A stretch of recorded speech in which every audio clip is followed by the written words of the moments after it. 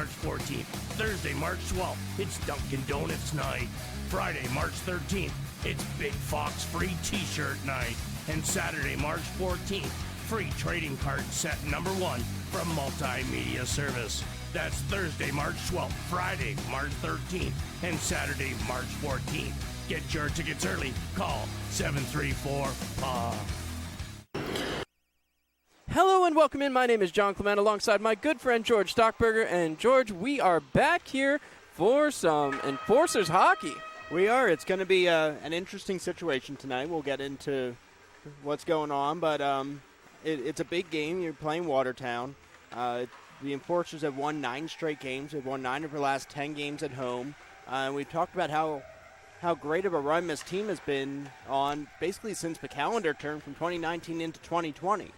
Certainly have, and it's been such an important part of everything that's going on here, as we are having some connection issues here with the Mixlr side of things. So bear with us on just a moment. If you're listening in for Mixlr.com, we'll get that straightened right out here in a minute. But again, George, we've had a crazy day as all around the world, everything seems to be shutting down. I mean, I think the last 24 hours has been something that a lot of people will remember for the rest of their lives. This has been something that, coming from the news side, you've known for the last month or 2 months, what's been coming here. But I don't think a lot of people were prepared to see certain things shut down, ended up shutting down. I don't think a lot of people were prepared to see sports go away. Now, thankfully, we will have hockey here tonight. Unfortunately, no fans will be in attendance. But, sports is something that brings people together in the worst of times. Right now, unfortunately, we're kind of in that scenario. So hopefully people are able to kind of take their mind off of what's going on right now around the world, really, and just kind of focus and enjoy a hockey game from the safety and comfort of their home. Well, I mean, it's such an important part. I mean, sports really makes itself a presence in every single month of the year, really. I mean, you think about the Super Bowl in February, the Stanley Cup playoffs playing out in May and June. I mean, baseball takes place, they call it October, Mr. October there, yeah. Reggie Jackson. I mean, you think about things like that, and really sports kind of push around the calendar year, so to lose that's got to be such a difficult thing. I think it's, when you think about, there won't be an NCAA men's basketball tournament this year. The fact that we won't have more spring training games, the fact that Major League Baseball is going to be pushed back 2 weeks, the fact that the NHL has stopped playing, that basketball has stopped. Again, it's something I think not a lot of people were expecting. But I think, and I've been telling people this, people have been saying, the media, they're pushing this, it's way too much. They're overdoing it. I'd rather be safe than sorry right now. Oh, 100%.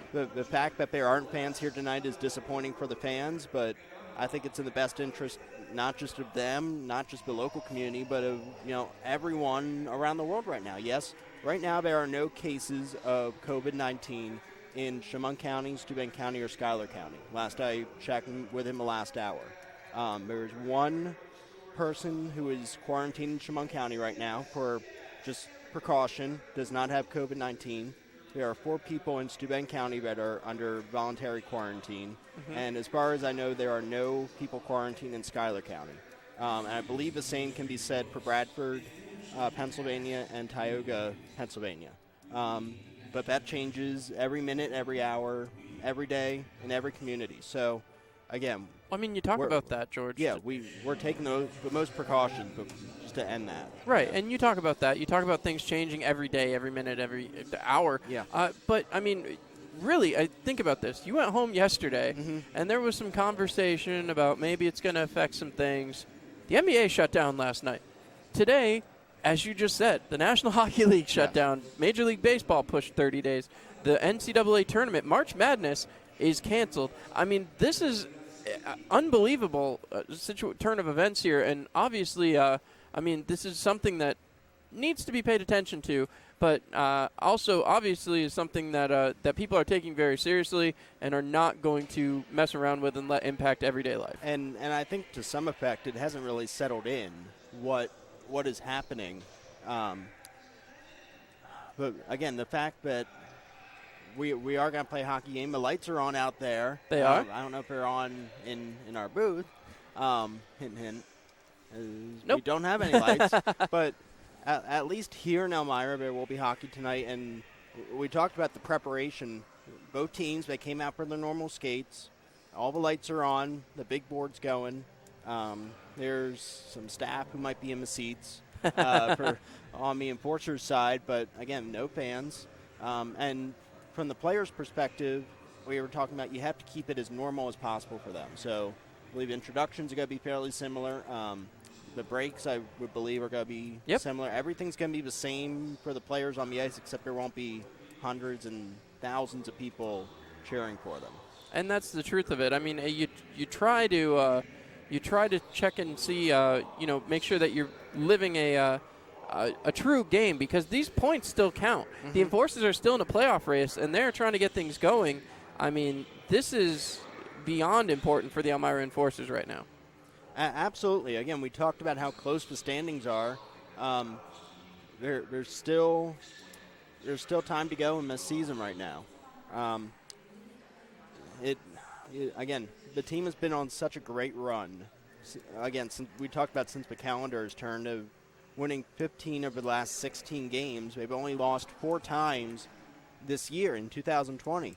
They won 9 of their last 10 games at home. So you hope you can keep everything as similar as possible for these players, and just kind of keep life going as similar as you can. And that's the key right here. Is this is about getting back to everyday American life. And the Enforcers, of course, are a big part of that for Elmira, and we're glad that you're all tuning in here on YouTube. Of course, before we get too much deeper into the broadcast, we want to talk about our lineup scratches brought to you by Arnott Health, the official healthcare provider of your Elmira Enforcers. Arnott Health, come to expect the best. And George, you want to take the Elmira Enforcer side of things? Absolutely. So Andrew Pucci will not be playing tonight, and neither will the Croatian sensation Marko Novosel. Also out, Austin Washkorek will take a night out as well. So the Enforcers, I mean, it's interesting because there's so much to that, George, that you think about. These are important times for the Enforcers, and they're still trying to really figure out that goaltending situation. Whoever they put in has been good, but you have to find a way to make sure that you're ready for the playoffs, no matter what comes tomorrow. Absolutely. We've talked about all year how Troy Passingham has been that guy. He was the guy last year, and right now he's got a 335 goals against him, a .916 save percentage, which is pretty solid. But then you're kind of looking over your shoulder, and Mighty Joe Young is right there, 11-1 with the 229 goals against. Joe Young has been fantastic. He is the only shutout of the season for the Enforcers. That one coming against Mentor. So the goaltenders have been pretty solid between Passingham and Joe Young. But again, it's Troy Passingham. He'll be the starter tonight. And again, it should be interesting to see how he and the rest of the players react to playing with all purple seats open tonight. That is very true. That being said, scratches on the other side for the Watertown Wolves: Tyler Bullard, Michael Desjardins, Marvin Powell, William Lamoureux, Tyson Bruce, and Anthony Filoso. All will be out for the Watertown Wolves. And, George, you hinted at it there. Yep. So let's talk goaltender matchup, brought to you courtesy of the Elmira Enforcers Pro Shop, conveniently located inside the rec ring. Get your sticks, tape, skates sharpened, and all the newest in top-of-the-line equipment for your skater goaltender right at the first arena. You already talked about Troy Passingham. On the other side, going to be Jeremy Pominville. Yeah, Jeremy Pominville, 16-16-2 on the season. The goals against a 3.06 and a save percentage of .907. He also has a shutout, the only shutout of the year for Watertown. He does, and again, Watertown, they are, I don't want to say underrated, because in all honesty, we know how good they can be. We know they were a competitor a year ago, and they gave the Enforcers a rough time there in the postseason. So we'll have to see if the Enforcers are up to the challenge here today. Yeah, I mean, when you think back to last season, but all the matchups, you played a ton against Watertown last year. You think about very physical games, high-scoring games when the Wolves came to town. So it's going to be interesting. A lot of guys on their team right now are going to bring a lot of goal-scoring ability. Ryan Marker is obviously the big guy. He's got 41 goals in 41 games and 74 points. Again, in just 74 points in 41 games for Ryan Marker. So he's going to be the big guy that you have to keep an eye on. Kyle Powell, he's got 71 points in 45 games. So they have the depth. Devaney, 47 points. So like the enforcers, they have the guys who are going to be able to go out and score at will. So those are the guys, again, especially Ryan Marker, that you're going to have to keep an eye on. He certainly will. And Ryan Marker, George, I mean, you talked about it right there. Ryan Marker has been a presence for the Watertown Wolves. He was a big presence for the Delaware Thunder, a big reason Delaware was somewhat competitive there during their time that they were. However, Delaware now, they're going to have to really churn it in as obviously this season is well, it's cutting down to it now, and they're still competing in a spot with the Mentor Icebreakers. Certainly a lot to come out of that, George. Certainly. Again, there's the standings are pretty close. We've talked all season about how teams only are within a certain pretty close in the point standings, and when the wins give you 3 points compared to the NHL when it's only 2.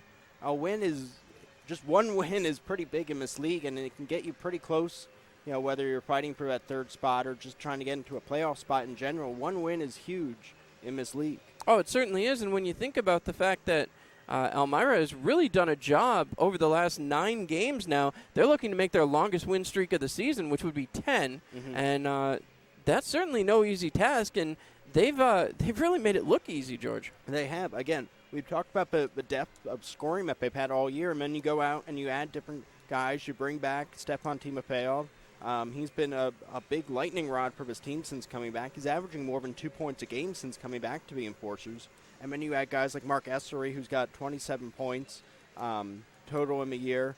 Kyler Matthews, again, he's not going to put up a lot of points on the board, but he's been a pretty solid defenseman for them back there on the blue line. Having J.T. Walters back out there has been fantastic for them. Kyle Stevens being out there for 44 games has been a big piece for them. And then we talk about Brandon Tucker a lot. Again, the guy that's not the big flashy name, but he's going to go out and he has 24 goals on the season right now. And then the other guy, you can't talk about scoring without talking about Hudson Michaelis. Definitely not. He's got 27 goals on the year, and he has 10 just against the Wolves. So, I mean, definitely when you're talking about a potential hot player to watch, Hudson Michaelis with double-digit just goals. We're not just talking about points. Goals. I mean, Hudson Michaelis has just been fantastic when he has to suit up against the Watertown Wolves. Now, obviously, I'll give you that, but you got to turn your attention back to tonight's hot player to watch, Stepan Timofeyev. A hat trick last weekend in that 10-goal game. I mean, absolutely unbelievable was Stepan Timofeyev that last week. It was crazy to watch, and the excitement even on his face, you could see it. It was palpable. Well, I mean, for him to be back in this city and back with some of these guys who were here for the championship run last year has to be just personally great for him. But again, he's been fantastic in just 7 games, 6 goals, 9 assists, 15 points, and he's plus 10. I know how much you love the plus minus in hockey, John. Oh, yeah, it's one of my favorites, George. He's plus 10 in 7 games since coming back. So, again, Stepan Timofeyev, anytime he goes on the ice, you know he's going to create something. You know he's got elite speed in this league, and he's going to be able to score at will. And you certainly know that. I mean, Timo, as he's been affectionately known in his time here, he's constantly stepped up, and he's constantly he just continues to impress, whether it's scoring the Michigan goal last year in Watertown, whether it's the hat trick the other night, everything that he has done, he continues to just make an impact game in and game out. And it might not be goal scoring. It might be hitting. It might be throwing a check when it's needed. All of that is important, but you see him continue to make an impact no matter what it is. Yeah, and you look at some of the last games the Enforcers had. You're talking about the checks, a lot of big, clean hits that he had out on the ice. One just in front of the opponent's bench. Last weekend? Certainly was. So, again, just a nice, solid, clean hit that he was able to lay out there. And we've talked about all the scoring that the Enforcers have, and we haven't even talked about the captain. We haven't. I mean, Ahmed Mahfouz, in 36 games, he's got 84 points. I mean, it's just amazing when you think about it. Most of those are going to be assists. He's got 61 assists, so he's kind of doing my Claude Giroux role where he's going to score big goals, but he's going to have those 20, 30 goals on the year, but most of the time he's going to have twice as many assists. So Ahmed Mafus, the role might be a little bit different for him where he's not scoring all the goals and he's not getting all the penalty minutes necessarily, but he's still being a big impact for the Enforcers game in and game out. And he certainly is, and part of that, I mean, Mafus, he's been such a big part of this Enforcers group. I mean, really, when you think about the Enforcers, obviously, yes, you think of Robbie Nichols, the owner, and the large part he plays in it. But, I mean, you look at the Enforcers, and Ahmed Mafus is a big reason why they are, why there's something special to keep watching. And how they play down the stretch. I mean, he's a fantastic. You see it on the ice, the type of leadership he has, and you see it off the ice, the way the fans embrace him, the way young kids embrace him. So there's been no better player for the Enforcers in these last 2 years than Ahmed Mafus. Well, that being said, we'll send it down to Coach's Corner and take a listen to what head coach Brent Clark has to say about tonight's game.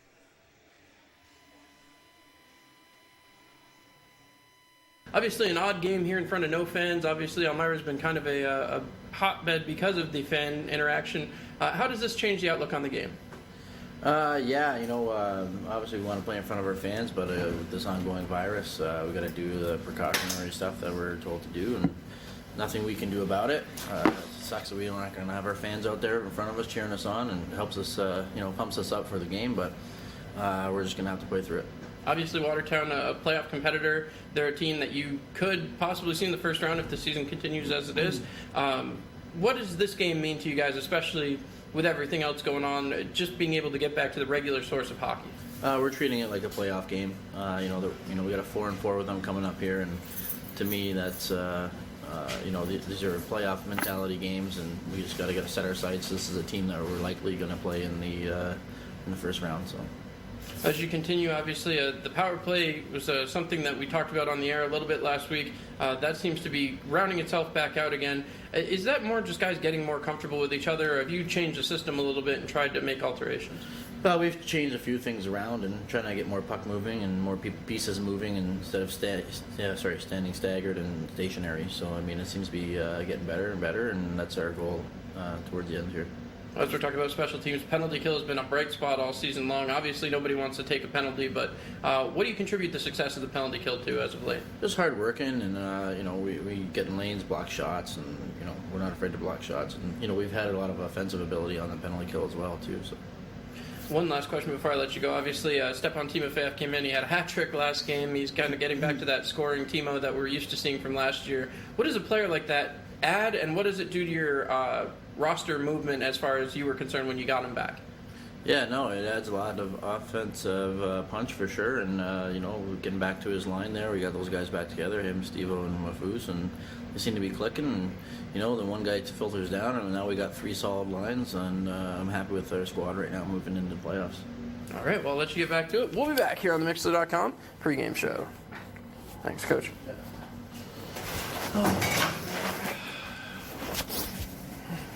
Hopefully it won't be too odd of a game. Another great period of Enforcers action in the books down here with Spencer Carter. Spencer, must be quite exhilarating to play here at first. Jumped a little bit there. Sorry about that, fans. And we will have that interview with Spencer Carter there in period number 1's intermission. So be sure you stay tuned for that. But now you see the Watertown Wolves are making their way out to the ice in 28 seconds. We are going to go completely dark here, George. Okay. And we're ready for a big pregame show here live at First Arena. Not a ton of spectators to witness it, but it still should be entertaining as always for us up here in the booth. Yeah, again, the only situation where I can think of something similar to this is when they had those protests in Baltimore and they had to play an Orioles game with no fans. So, again, it's... I always go back to the Charlotte Checkers when they had to do it a couple of years ago. There was a weather situation down there. I believe it was a hurricane that they didn't want anybody traveling in, so they closed it down, and it was literally just the staff working that game. And here's they had plenty of highlights to choose from last week, George. 4 goals the night you were here, 10 goals the night you weren't. Quite a day for the Elmira Enforcers there last Saturday night, and there's Stepan Timofeyev scoring the hat trick. and I don't think I've ever seen him bounce. That was a fun little moment. I mean, he definitely flies out there. I don't know if I've seen him bounce. Bouncing was new. That's for sure. But the enforcers really did a job. They appear to be fixing an ice issue near the wall here before the enforcers will be introduced here tonight. Of course, the Watertown Wolves getting themselves stretched out. Some familiar faces over there on the Watertown side for sure. Well, the Wolves jerseys tonight, they're wearing those military red jerseys, and you like to see the military appreciation, George. Yep. Always something fun to take a look at.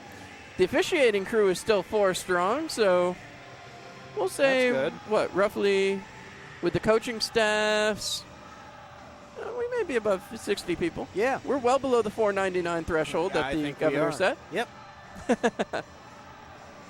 But once again, we are ready. We have gone completely dark here at First Arena, and now here comes your Elmira Enforcers. As I don't see Captain K9 down there. No. That's unfortunate. So we'll see if we're going to get some video for you here. We heard some rumor that we might get some video, but I don't think we are. As here comes Mark Essery. Yep. And we'll add some applause here to trying to help out a little bit. Trying to help out. Again, you try to keep this as similar to these guys as possible. So, again, we are kind of going through not the full pregame show with the police lights and the fog. It's not, and no. And the video board necessarily, but everything else, the introductions is the same so far. And it's still great to watch the Enforcers take to the ice. That beautiful light show that they've had this year, George, that has been something special. As he salutes the seats. Tyler Jurich is very excited on. Yeah, pumping up the crowd. Now they're coming out, waving their arms. They are ready to go. And here comes Spencer Carter. Kyle Stevens, the next man out of the tunnel down there. Cameron Yarwood makes his way out. And these guys are having fun with it. That's a good thing to see, though. You like to see the guys being loose and ready to go. There's big Glenn Patterson. Brendan Hussey makes his way out. Next man out going to be Mighty Joe Young. And here comes tonight's starter, Troy Passingham. Last but certainly not least, the captain, number 19, Ahmed Mahfouz. So, George, it's time. We're heading down for the national anthem, and when we come back, it'll be time for the opening face-off. Stay tuned right here on Mixler.com and YouTube Live. Enforcers are at home Thursday, March 12th, Friday, March 13th, and Saturday, March 14th. Thursday, March 12th, it's Dunkin' Donuts night. Friday, March 13th, it's Big Fox free t-shirt night. And Saturday, March 14th, free trading card set number 1 from Multimedia Service. That's Thursday, March 12th, Friday, March 13th, and Saturday, March 14th. Get your tickets early. Call 734-PA. Hello, this is Ahmed Mahfouz, captain of your Elmira Enforcers. If you're looking for something to do when the Enforcers are on the road, come on down to the rec rink and take part in the Rock and Skate. It's a great night out with friends, family, and other great Enforcers fans. At just $5 for admission and $5 for skate rental, it's a real power play every Friday night, 8 to 10 p.m. Go Enforcers, go. Hi, this is Marion Decker, and at the Decker Agency, we've got over 34 years experience in helping our clients get the best insurance coverage possible. We're local and we're trusted. We've built our business on the idea that customers should be treated like family. At the Decker Agency, we offer free quotes and consultations. Our clients can build their coverages to best suit their needs and budget. Please stop into our office at 416 East 14th Street in Elmira Heights or call us at 607-734-1100 to schedule your free consultation today. And like the Marion M. Decker Agency, LLC on Facebook. At the Decker Agency, we help you protect what matters most. This is Glenn Patterson with the Elmira Enforcers. Did you know that you can celebrate your birthday here at First Arena with the Elmira Enforcers?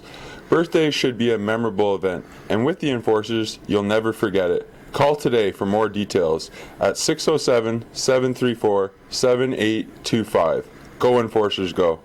fresh off the Evan Davies tournament in Waverly, Hemp Geek is pleased to announce 2 new locations just inside the Arnett Mall in Big Flats, and now Hemp Geek of Owego celebrating their grand opening on Lake Street October 19th. Hemp Geek offers discounts to military veterans, first responders, and seniors, along with the lowest pricing in the CBD market. Hemp Geek, your #1 local CBD specialist in the Twin Tiers.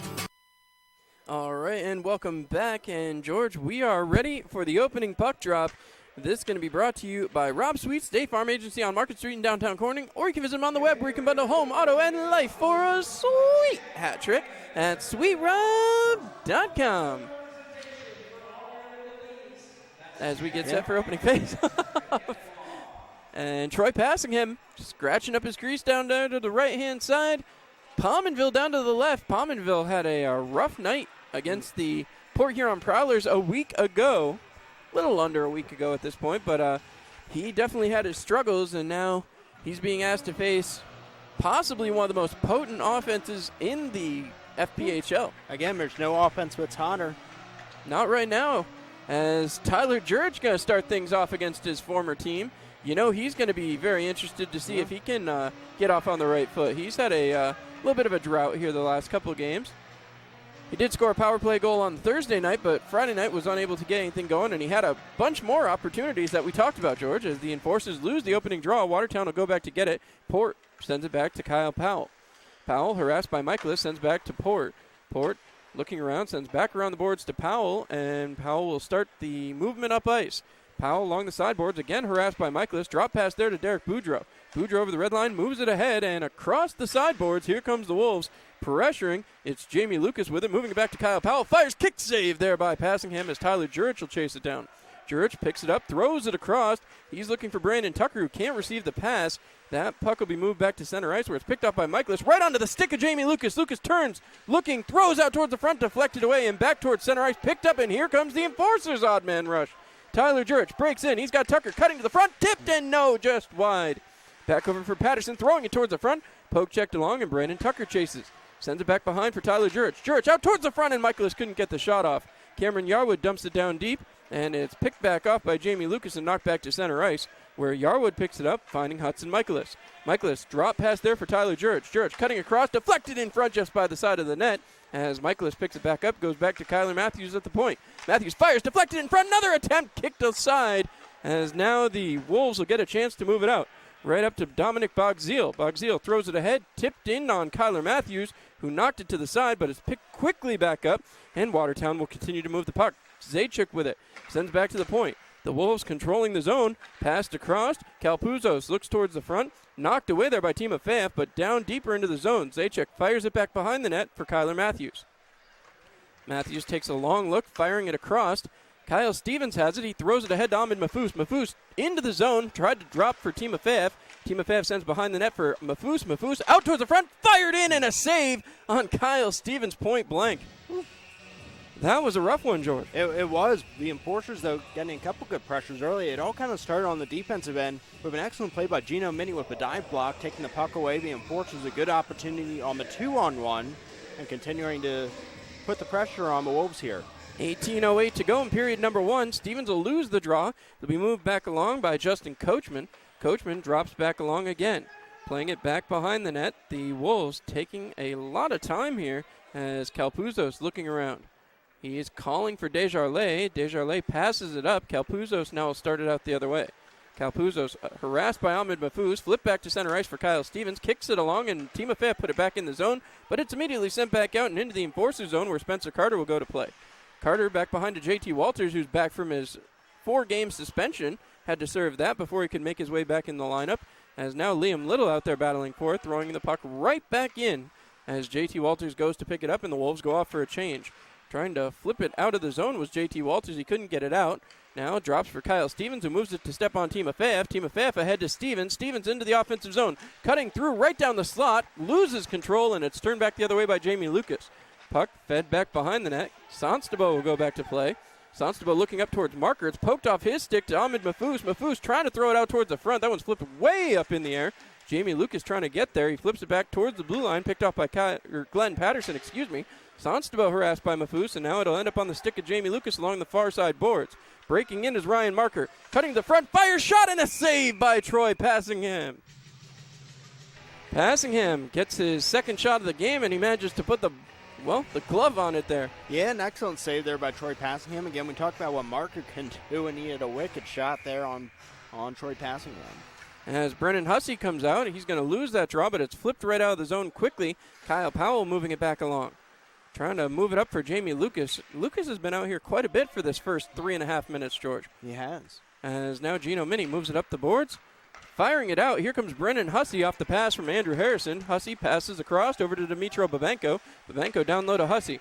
Hussey looking towards the front, decides better of it, passes behind the net to Harrison, right back out to Hussey in the slot. Another attempt, and it's poke-checked away. Babenko getting a little more physical as we get later on in the year. Puck is moved back to center ice. Gino Mini takes his time, flips it ahead for Brendan Hussey. Hussey misfires, as I don't think he got everything he wanted on that one, as Bogzeal has the puck taken off of his stick by Andrew Harrison. It'll end up right back down and on Bogzeal's stick again, so it'll be passed back along to Vladimir Port. Port flipping it ahead, back to center ice, picked off by Gino Mini, who turns, fires it ahead to Hussey. And now Hussey and Mini will enter the zone. Hussey just throws it in on net and will go off for a change, as all of the enforcers look for a fresh new face out there. Pominville not liking his crease being violated as Patterson moved it back towards the blue line. Devaney and Tucker come together, and now Kyle Powell trying to move it along. Powell shoves it along the sideboards, and now trying to move it back out. It's flipped ahead, gotten up to Dennis Zajac, passes over to Joe Devaney. Devaney fires, blocker down by Passingham. Bogzeal will knock it back down, but it's pushed ahead by Tyler Jurich, and here he comes. Jurich into the zone, dumps it down in the corner. Hudson Michaelis on the chase. That puck is skittering into the corner, and again, the Wolves managed to pick up possession. Back and forth affair here early, George. Absolutely. I think for the most part, the guys have been feeling pretty good so far, despite no fans. As that one kicked in off Passingham's leg pad, and he'll get it out of the zone. But again, the enforcers have to take some time, recalibrate, and now Tucker looks ahead. Tucker into the offensive zone, cutting through off the near side boards, throws it in front. It's tipped, and Pominville makes a great save. Michaelis with a heck of a deflection there. Michaelis with a deflection. I think Justin Coachman got a little piece of that, so definitely lucky for the Wolves. As now that'll bring back out that fearsome line, Mafus, Timofeyev, and Kyle Stevens. Something about this line just works. As Stevens looks to take the draw, that one pushed towards the sideboards, is picked up and moved along by the new number 4, Tristan McKay. Moved up the far side boards as Timofeyev lays the body, still pushing it through. Stevens kept the zone for a moment, but Sonstabo will get it out now. Sonstabo passing it ahead. Liam Little makes his way in. Little to the sideboards, throwing it off a leg of Kyler Matthews. Puck pushed back through by Matthews, and right back around looking for Ahmed Mafus. Mafus sets up and tries to work it out, but it's stolen away. Moved back to the sideboards, and now Mafus throws ahead for Timofeyev. Timofeyev and Yarwood up, 2-on-1. Pass across to Yarwood, right back to Timofeyev, waiting across, shot, goal! Cameron Yarwood buries it, and a 2-on-1 pays off big time.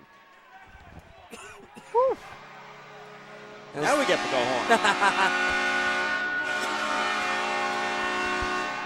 Quite the horn there. Cameron Yarwood burying his 12th of the season. Yeah, you thought maybe they'd start to run out of real estate. They were going back and forth, playing a little bit of tic-tac-toe, but finally Yarwood got a wide open net, and good for the enforcers to get that early goal. Well, 14-12 to go in period number 1. It's a 1-0 affair, but it's been tight, George. It's been really tight so far. I think the instincts have kind of kicked in for all these guys, and it just kind of feels like, for the most part, a normal hockey game. Well, the puck moving along. JT Walters feeds it up. Now Spencer Carter looking to make a lane. He couldn't find anybody. They say no icing, so Pominville lets it go. Kyle Powell moves it across the boards. Brendan Hussey couldn't handle it. Marker tried to keep the zone, or tried to get out of the zone, but it's moved out by Port finally. Port along the far side boards takes a hit there, but he takes a hit to make a play as JT Walters moves it up the near side boards for Andrew Harrison. Harrison kicking it ahead and moved along by Mark Essery. That one sent down by Port. No icing again as that puck's moved back up the boards. Essery throws the body, and now Spencer Carter had to peel off that one as Ryan Marker will pick up. Marker with it again, looking towards the front of the net. Fire save by Passingham. Picked up by JT Walters, and he takes his time.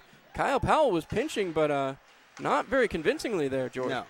As Hussey throws it off the boards near his bench, decides to go back to Spencer Carter, passes across over to JT Walters. Walters looking up the ice. He gets by, flips that one right off Andrew Harrison, and Harrison will just dump it in, and now that line will get a line change. So Pominville leaves it back behind for Kyle Powell. Brandon Tucker, the lone man deep, as now this puck is moved up and out by Zajac. Zajac just dumps it all the way down, and Passingham will play. Got to give it to him so far, George. This has been a quickly played first 7.5 minutes. Yeah, again, knock on wood, nothing has really no stoppages, no icing, no penalties so far, so everything's looking pretty solid. As the Enforcers almost coughed one up there, going back for it. Gino Mini throwing it up the boards. Bogzil picks it up off of the leg pad of Tucker and right back on the stick of Calpuzos. Calpuzos taking a long look. Calpuzos looking up the ice, but nobody's open. The Enforcers playing almost a choking style of defense here. As coming out the other way, Tucker loses it in his skates, and that'll bring up Gino Mini. Gino Mini crossing the offensive line, throwing it towards the net, and it goes just wide. We saw one of those last weekend as Gino Mini hit the net, and it went in that 10-3 game. As now again, puck is flipped across, moving it ahead is Zajac. Zajac across the line, poke checked away there by Hudson Michaelis. He turns around. Michaelis looks up, feeds Tucker, but it's just a bit too far. And the Watertown Wolves will take advantage. Sonstabo back behind the net, works it over to McKay. McKay flipping it along, chopped down by Jurich, thrown across. Here comes Tucker, sidesteps a man, looking to get it out in front, still with it behind the net, and throws it in front, tried to hit Jurich, and he just couldn't get it to him. Patterson plays big against the boards, and Jurich will retreat to center ice to pick it up. Down in for Tucker, flipping it back towards the net, just by it, and Pominville will cover up. Not taking any chances there as Hudson Michaelis was in the vicinity. And this almost, in terms of stoppages, we talk about, this kind of feels almost like the first real stoppage of the game. It really is. 11:31. There's the goal again as Cameron Yarwood had an easy tap home there. And Pominville, lots of credit to him. 6-shot, here it is again, right across the front. As now we got another face-off here. Down to the right-hand side of Pominville. 11:30 to go. As the official kicks out the man out of the faceoff circle for the Watertown Wolves. Ahmed Mahfouz chasing down Port, who sends the puck quickly across, and it's moved out by Jamie Lucas there. Puck turned back around by Cameron Yarwood, the lone goal scorer so far here tonight. Moved it ahead to Kyler Matthews. Matthews off the boards, hits it up to Timofeyev, who deflects it. That was an odd deflection, as now Jamie Lucas will chase it back down. Moving it back around to Vladimir Port. Port up the ice, kept in by Timofeyev, thrown back down and off the leg of Ahmed Mahfouz, who is harassing his man again, picked off by Timofeyev, sent back out to Yarwood.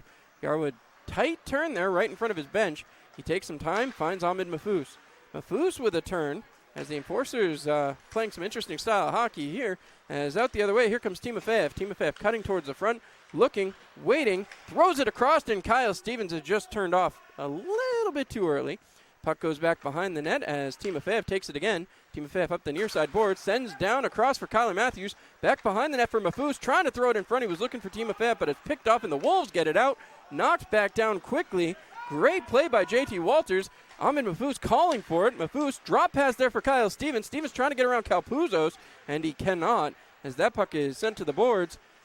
Timofeyev with it, turning it back around, still can't get it through. Stevens has lost his glove, and the Wolves are breaking out the other way. Passed ahead to Bogzil. Bogzil throws it through the legs, again out in front and chopped away by the wily veteran Ahmed Mahfouz. Right back across, shot, knocked back down again by Spencer Carter, and the Wolves will regroup at center ice as the Enforcers look for a line change. Moved ahead to Zajac.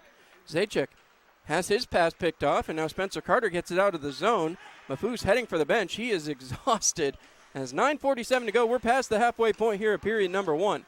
Back the other way comes the Watertown Wolves. Sherman with it. Poke checked away. Manages to keep it. Thrown towards the front. A kick saved by Passingham. Picked up by Andrew Harrison. Harrison off the boards. Up to Babenko. Dimitro Babenko has Brendan Hussey charging with him. Babenko pulls up. Waits.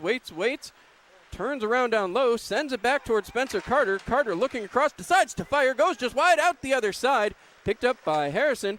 Harrison trying to get loose. Still has it. Drop pass for Carter again. Carter fires towards the front, and it's an easy stop for Pominville, and that should take us to the media timeout. That being said, we'll be back. Enforcers up 1-0 over the Watertown Wolves. Elmira Enforcers are at home Thursday, March 12th, Friday, March 13th, and Saturday, March 14th. Thursday, March 12th, it's Dunkin' Donuts night. Friday, March 13th, it's Big Fox free t-shirt night. And Saturday, March 14th, free trading card set number 1 from Multimedia Service. That's Thursday, March 12th, Friday, March 13th, and Saturday, March 14th. Get your tickets early. Call 734-PA. Hello, this is Ahmed Mahfouz, captain of your Elmira Enforcers. If you're looking for something to do when the Enforcers are on the road, come on down to the rec rink and take part in the Rock and Skate. It's a great night out with friends, family, and other great Enforcers fans. At just $5 for admission and $5 for skate rental, it's a real power play every Friday night, 8 to 10 p.m. Go Enforcers, go. Hi, this is Marion Decker, and at the Decker Agency. Sorry about that, fans, as we are back here. 1-0 score. Shots on goal officially 7-6. George and I talked about being a little suspect to that. Yeah, a little. If you were to look at time of possession, I think the Enforcers are well above what Watertown is right now. And again, the shots might be a little in favor of Watertown right now. Again, Enforcers still leading 7-6 there, but I mean the Enforcers have just dominated time of possession throughout this game. As Port will take it right off the draw. Watertown trying to set something up. As, again, they cannot get it out of the zone. Andrew Harrison trying to fight back in. It's moved back down by Babenko. Babenko turning, looking towards his defense, finds Gino Mini, who throws it towards the net, and I don't think Pominville saw that one. Puck broken up. Hussey couldn't keep the zone. Now he'll dump it back in, and Harrison off to clear. Harrison does get clear, and Brendan Hussey starts his charge into the zone. Pulls up about the slot area. As out the other way, here comes Derek Boudreau. Boudreau taken down. That's going to be a penalty. As Brendan Hussey going to have to go serve. Our first stoppage of the game, penalty there, George, and that means we're going to a Seneca Beverages penalty kill. Seneca Beverages reminding you not to get boxed. By drinking responsibly. As a nice new commercial being played. Check your voicemail, you missed some calls. Stepan Timofeyev getting in on the action there. As Brendan Hussey takes his seat. That took a little bit of time for Hussey to get in there. I mean, he's not normally one to question the calls. He's but the Enforcers go to the penalty kill either way. JT Walters goes, picks it up, fires it through the middle. Picked off there and trying to move it out. It's sent back along the near side boards as Kyle Stevens flips it out. Cal Puzo's having some trouble controlling. And that one went off Desjardins, and he goes right to the bench holding his arm. He was shaking his hand pretty good as Watertown will try to regroup. 15 seconds killed, though, out of that, as now picking it back up and throwing it towards the Elmira Enforcers zone. Joe Devaney passes over to Bogziel. Bogziel working it around, plays it back and out of the zone, as unfortunately unable to play it there was Nick Calpuzos. Played back behind, Pominville over to Calpuzos. Kyle Stevens, the lone man deep, pinching in there. As Watertown trying to reassess their power play. 40 seconds, they haven't had a good look yet here, George. No, they haven't. The Enforcers penalty kill on the year at 84%, so pretty solid overall. Well, they finally get it set up here. Devaney winds, waits, still waiting, firing over the top of the net. That one will bounce back towards the blue line and does get out of the zone. Diving attempt there, though, by Boudreau. Very impressive. Yeah. As Calpuzzo starts it, kicking it along, picked off by Cameron Yarwood. Fed out and dumped all the way down. Mafus thought he had a break there for a second. As Pominville goes back to play, Mafus goes back and harasses him behind the net. Mafus comes away with possession. Vladimir Port trying to battle him off. As Mafus comes loose again, trying to get there, shoves it up towards the blue line. JT Walters will play it. Walters kept the zone for a minute, but back out the other way. Here comes Jamie Lucas. He's got marker with him. Lucas fires, and it goes just wide. Around to the near side boards. Picked up by Kyle Stevens. Back out of the zone. 28 seconds to go in the kill. Stevens still with it. Looking, firing over the top of the net. That'll bounce off the glass, and now Tucker goes back to play. He drops off for Glenn Patterson. Dumps it back in, but Kyle Powell's going to pick it up. Powell right back towards the offensive zone. Powell bringing it in, looking, firing it across. Another opportunity, poke checked away, picked up by Babenko. Babenko might be off to the races here. He is going. No, he loses possession of the puck. Bogziel goes right after Babenko, and the referee goes down over the blue line. Must have been something on the ice there. Yeah. But what an effort by Babenko there at center ice to keep control of the puck and kill the rest of that penalty. Fed up to Hussey, and Hussey just shot that one off the leg pad as, again, Elmira going back to work.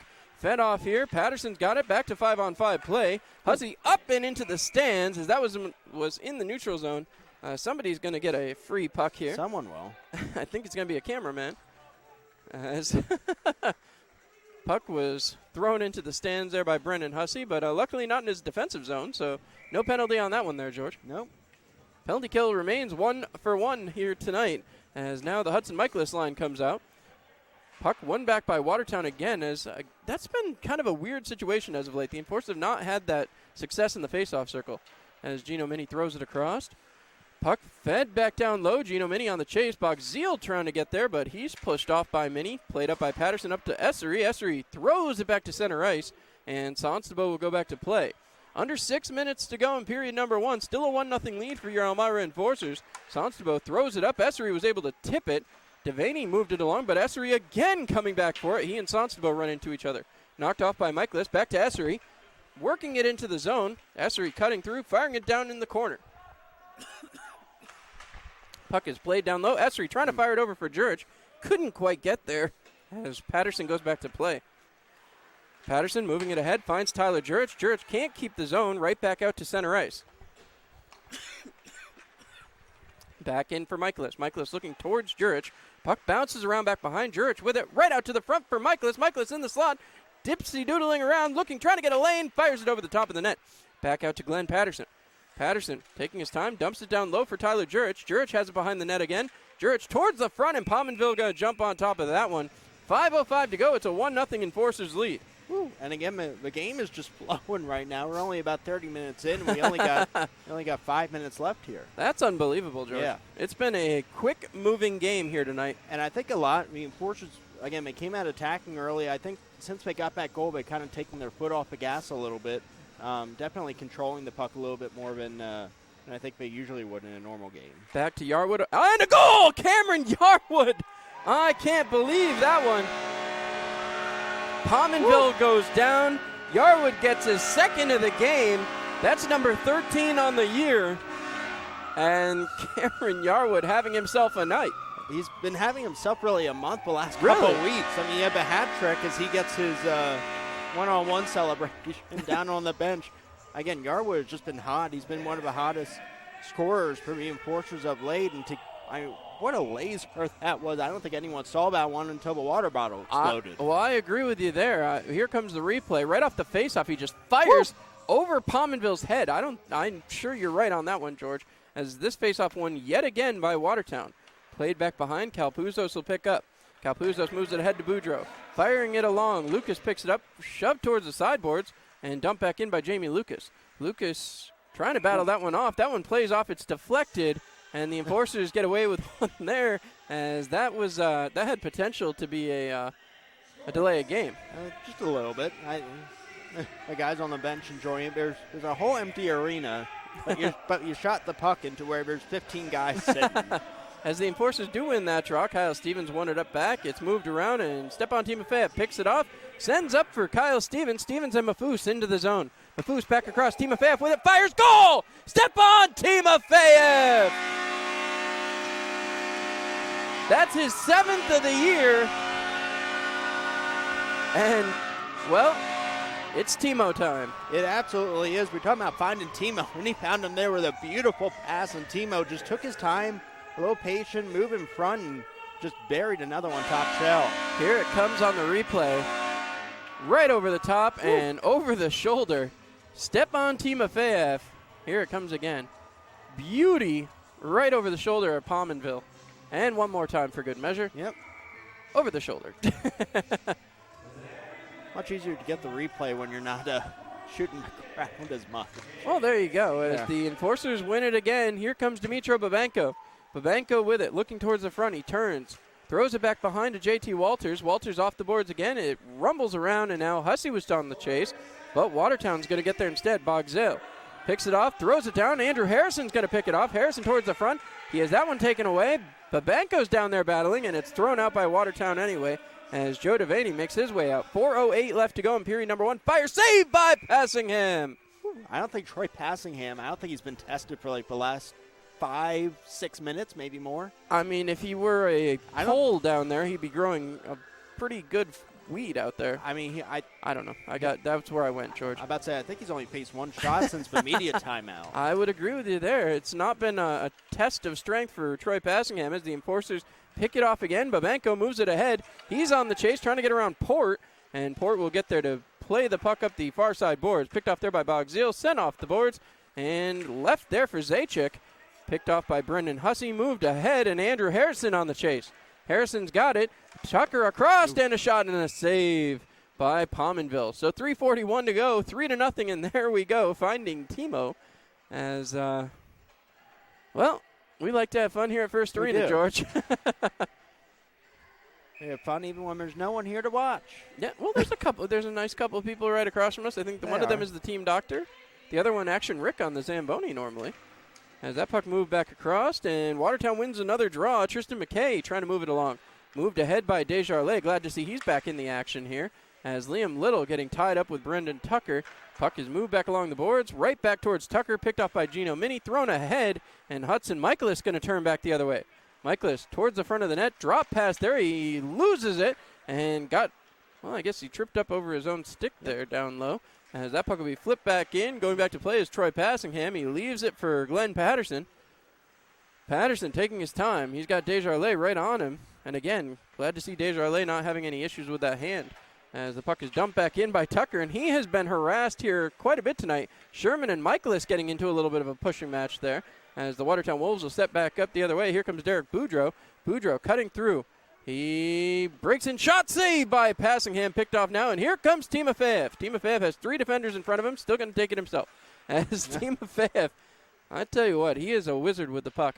As once again, it's moved back by Watertown. Played up, Derek Boudreau with it. Boudreau across, finds Ryan Marker. Marker breaking into the zone, looking, firing, and just wide, Thought Passingham got a blocker on that, but no. Picked off again, and here comes Timofeyev. He's got Mafous. Mafous goes and picks up the puck on a toss from Timofeyev. Mafous wrapping around towards the front. Kyle Stevens was there but couldn't get his stick on it, and it'll be dumped. This is going to be icing. It's waved off. Does not quite make the goal line. And Cameron Yarwood throws ahead to Timofeyev up at the opposite blue line.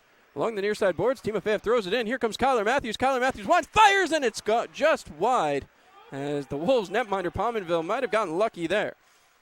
Fed back along for Timofeyev. Timofeyev up the boards to Kyle Stevens. Stevens waiting, flipping it towards Timofeyev. He and Kyler Matthews in the zone, firing, deflected up and towards the corner. Picked off, and Matthews couldn't handle it. Yarwood will turn and chase.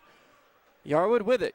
Just under 100 seconds to go in period number 1. And again, George, I say it's been flying here. It has been flying just like this offense has been going. As once again, 3-0 go the Enforcers so far. Cameron Yarwood turning it around. Taking a long look.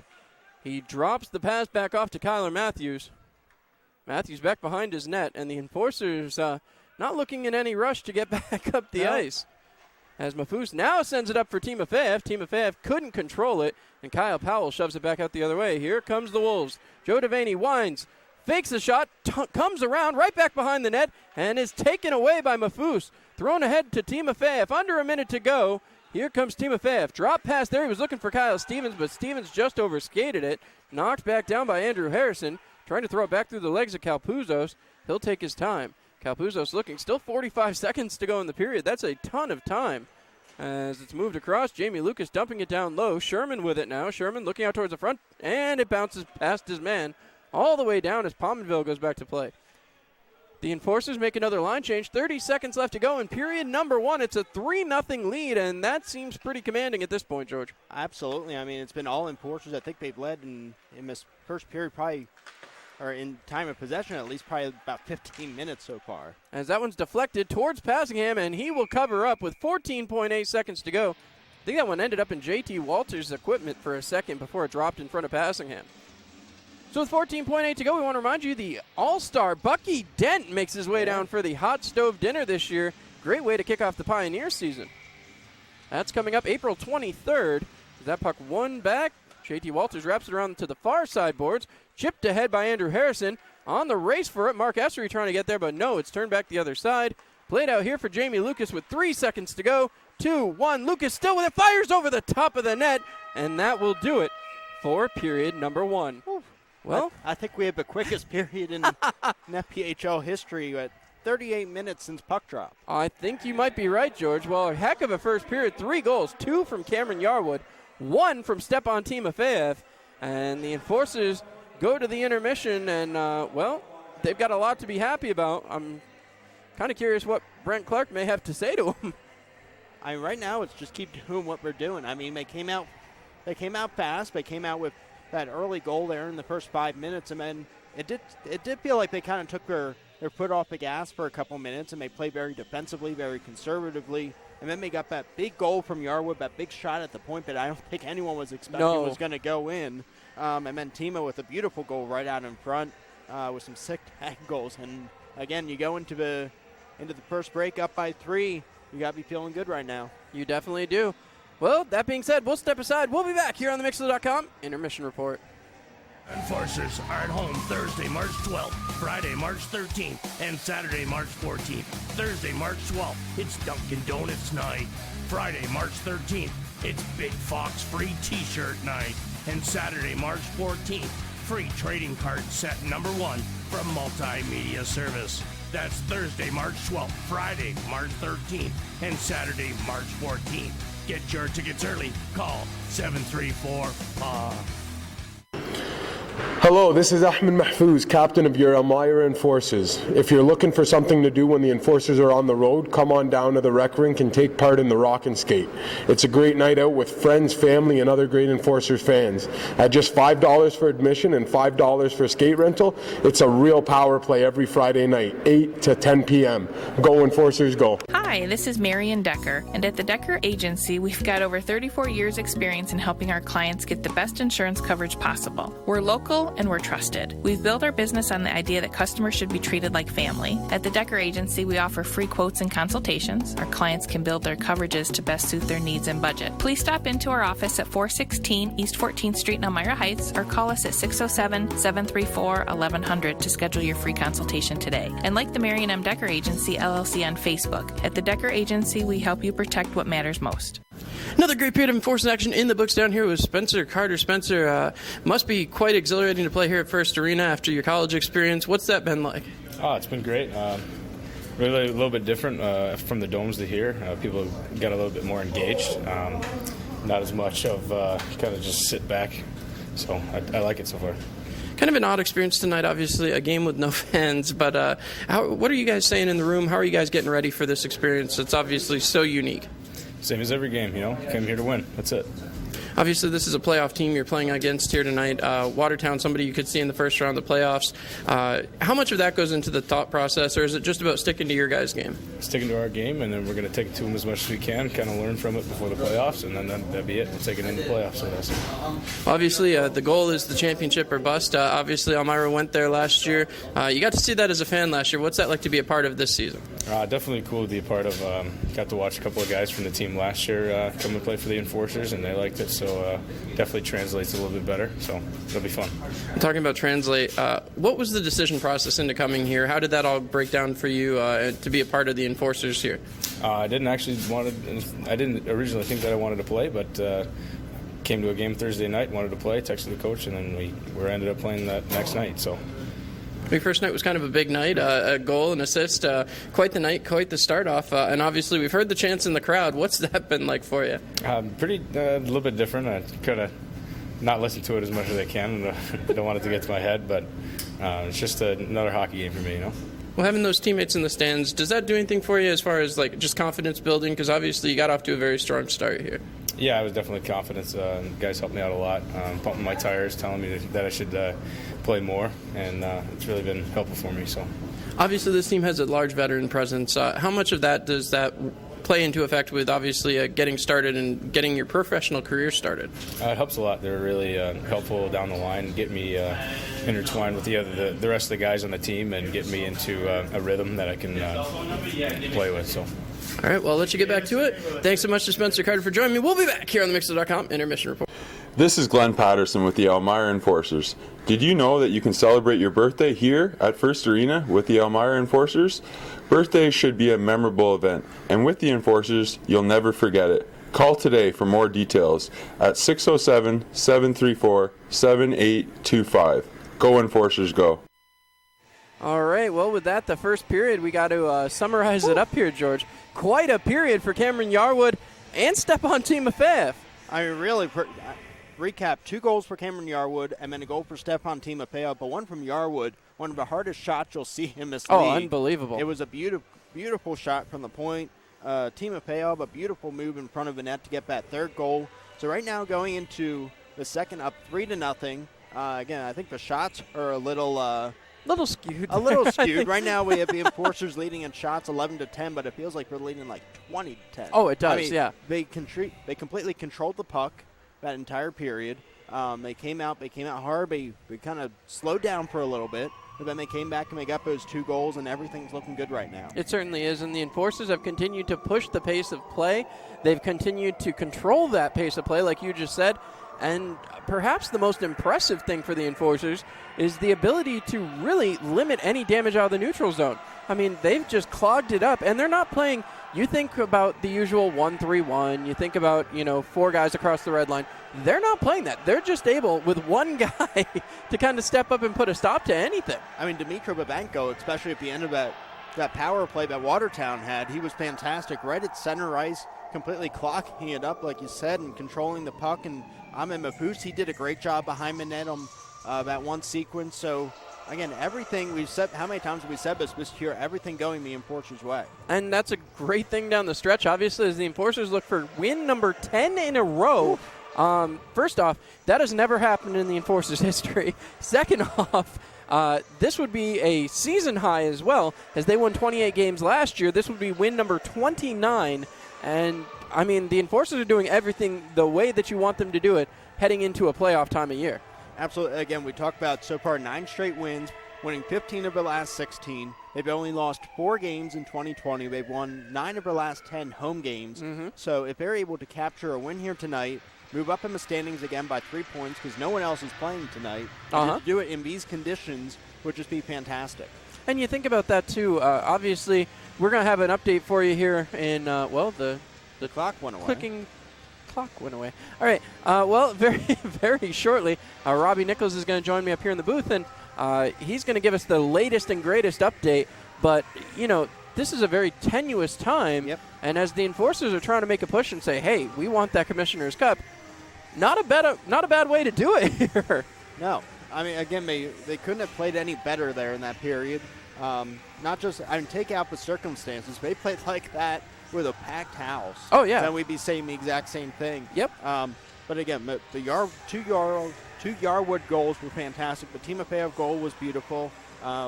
Troy Passingham has been solid, and Eddie hasn't been tested all that much. Again, they have 10 shots on the board, but those have come in little bits and pieces. But Wolves haven't really gotten an opportunity. For them to play in an empty arena that's on the road, I think is certainly difficult for them. They traveled.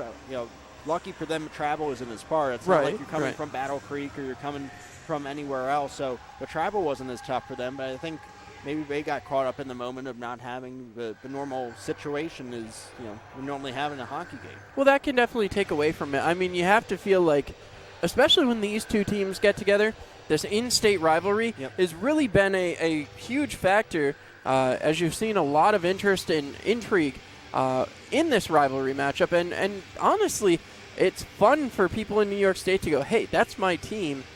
That's the team I support, and they're battling another team from New York State, and we want to show that we're the best. And you see that time and time again. And the Enforcers, I think they thrive off that action and the way that the fans react to this. And, you wonder when you come into a game like this where obviously there's nothing you can do. You have to work on the safe side of things, how that's going to impact the gameplay. And the Enforcers, so far, doesn't seem like it's impacted them very much. No, again, there's been zero impact, I think, for the most part. You talk about the rivalry. It's certainly tough when, again, you have teams that are spread across the country, mostly on the East Coast, but teams in the middle of the country out in Illinois and Michigan. The fact that Watertown fans can come here, I think that builds on the rivalry. We've seen the Watertown fans usually sitting in Section 105.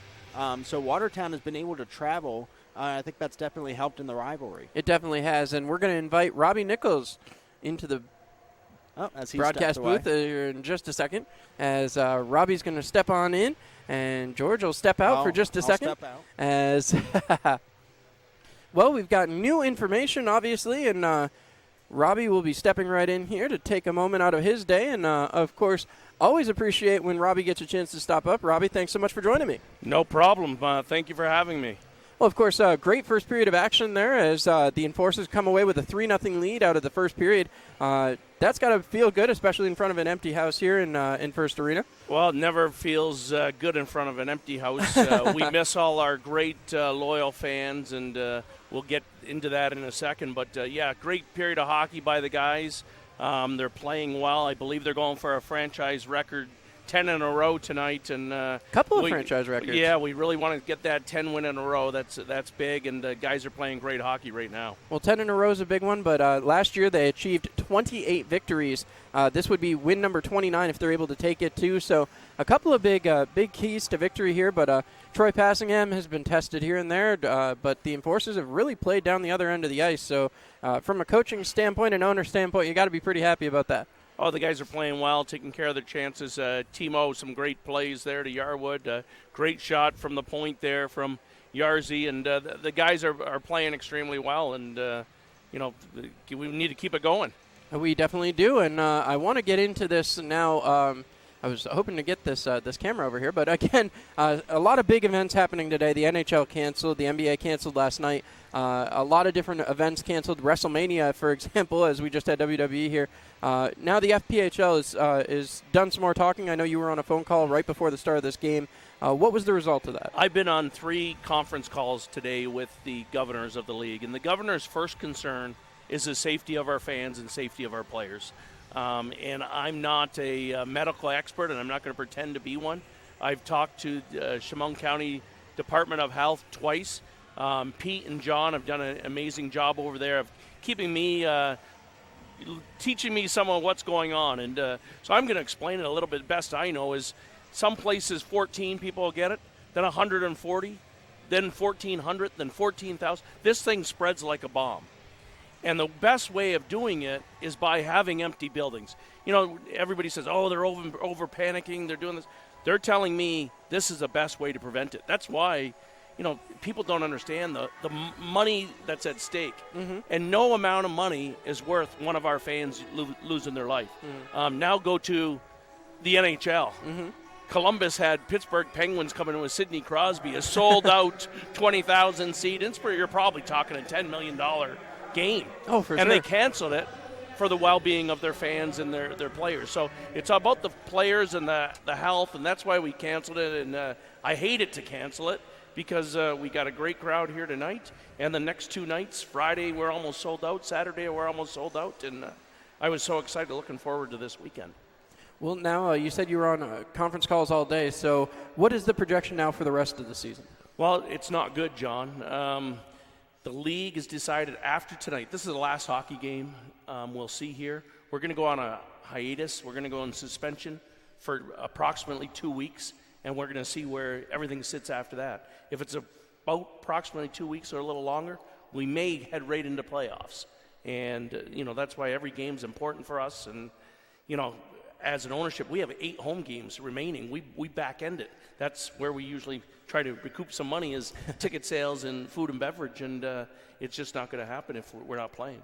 Well, and with that, obviously, playoffs had to be a big conversation part of those conference calls. Obviously, everybody wants a chance to compete for the Cup, and right now the playoff picture, 7 teams were set anyway. How much did that factor into the decision-making and going forward? And it didn't. It really didn't, because it's all about the health of our fans and health of our players. It's starting to spread. We're starting to see NBA players have it. A National Hockey League player has been diagnosed with it, and it's starting to pop up. And these guys, there's sweaty clothing in there, and they're high-fiving, and that's why you see after Yarwood's goal, they're being a little bit silly, but they're bumping elbows, and this thing's for real. We've got, if you look across the way, Arnett Health, one of their top doctors, in between the benches, and he's here just making sure everything goes right. We followed Chemung County Department of Health. As you see, there's nobody in the building except for our team doctor on the far side and our full-time staff, and I just want this to all get by and get back to hockey, and we apologize to our fans, but it's definitely something out of our control. Well, before I let you go, one more thing I got to ask about. George and I were talking about before the game how important it is in a time like this when everything is going so crazy, at the NHL getting canceled, MLB pushing back 30 days for normalcy. How important was it to have this final game tonight so that it can at least feel like a normal night here in Elmira? Yeah, we wanted to have this game because, the team was on the way, the refs were on the way, and I thought the only way we could have it was to play the game and have one last game, but to have the safety of the fans. And I just want to make sure I mention that it's a very sad day for the Elmira Enforcers and First Arena. Miss Tracy, one of our very own, passed away. She was a great lady. She worked station and concession for us and with her daughter, and she's an amazing mother and an amazing person. And we're going to miss Miss Tracy working for us. Well, I hope her family was listening in. And Robbie, elbows up. As we wish everybody, obviously, a safe and healthy time here. We're going to step aside here on the Mixlr and YouTube side of things, and we'll be back with the next period of action here from First Arena. Evan Davies Tournament in Waverly. Hemp Geek is pleased to announce 2 new locations just inside the Arnett Mall in Big Flats, and now Hemp Geek of Owego celebrating their grand opening on Lake Street October 19th. Hemp Geek offers discounts to military veterans, first responders, and seniors, along with the lowest pricing in the CBD market. Hemp Geek, your #1 local CBD specialist in the Twin Tiers. This is JT Walters with your Elmira Enforcers. I love getting out in the community here in Elmira, but I also know it can be hard to find things to do. We at the Enforcers have a great fix for that. With deals for groups of 10 or more, Enforcer games can be a great and affordable time for you and your friends to come out and enjoy downtown Elmira. Go Enforcers, go. Great teammates can be hard to find. The ones who give their all. Every bit of heart, talent, and commitment. When you find those players, you know they're special. They're great athletes and friends. They can help your team win. So, should it matter that they're a certain race, a different religion, where their family is from, or whether they're straight or gay? At You Can Play, we think an athlete's contribution to a team sport matters more than any other way you might look at an athlete, from the perspective of a teammate or a fan. You Can Play is committed to making locker rooms safe and sports venues welcoming for all athletes, based on their heart, talent, and commitment, and nothing else. Because if you can play, you can play. Visit youcanplayproject.org for more information about how including all athletes for who they are encourages honesty and teamwork and makes all sports better. If you can play, you can play.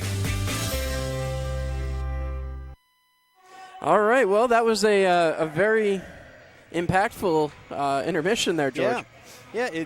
Again, it's going to be tough if the league is going to go away for a little bit, but again, it's for the best, as Robbie said. It's better that people are healthy, get healthier. That trumps anything right now. It certainly does. And now, period of the long change, not always been friendly to the Elmira Enforcers. Certainly been a struggle this year for Elmira, but I'll tell you, they're coming in with a pretty good lead here. They got to feel comfortable, confident, and well, I got to admit, a little surprised that Palmanville's back in the net. I kind of figured the Enforcers might have run him there in the first period. I know. After that first goal, I looked over to see if a backup was going to come in. The backup tonight is Mike Constantino, who we've seen, who we saw last year. Correct me if I'm wrong. Couple times. So we've seen him before. Again, I was a little surprised he didn't come in. The Enforcers, you can't necessarily sit back on a 3-goal lead, especially against a team like Watertown, where we talked about so many guys are averaging, multiple points, multiple goals a game for that team. So, again, you can't sit back. You got to keep pushing and try to build on this lead. Well, saying that, it's time for the opening faceoff, brought to you by Rob Sweet State Farm Agency on Market Street in downtown Corning. Or you can visit on the web where you can buy a home, auto, and life for a sweet hat trick at sweetrob.com. All right, Hudson Michaelis ready to take the draw against Derek Boudreau. Clock is ready, puck is down, Wolves win the draw, and out the other way, Vladimir Port going to go take it behind his own net. Port harassed quickly there by Brandon Tucker. He's trying to have himself a push-off game here, George. As Gino Mini deflects that one in off Brandon Tucker. Again, puck is flipped right back up by Watertown, and they try to move up. Here comes Ryan Marker. Marker with the puck, looking, waiting. Poke checked away from him and pushed ahead by Glenn Patterson up to the point. Kyle Powell back down to Marker. Marker took too long. That one's knocked down by Passingham. Kind of a funny bounce down there. As that puck pushed back through, up the near side boards. Tyler Jurich trying to get there, but Port will send it back down instead.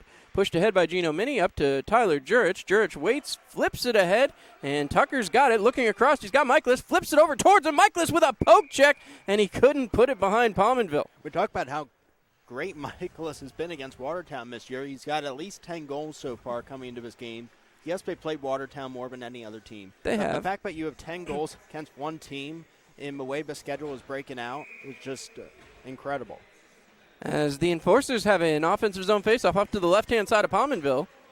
Waiting, Kyle Stevens ready. Puck is down. Mafus will chase after it. Mafus comes away with it, pushes it towards the slot, where it's picked up and moved out the other way. Dumped all the way down. This one won't be icing. I think they're going to say Passingham came out of his crease there as Yarwood goes back to play. Yarwood waiting.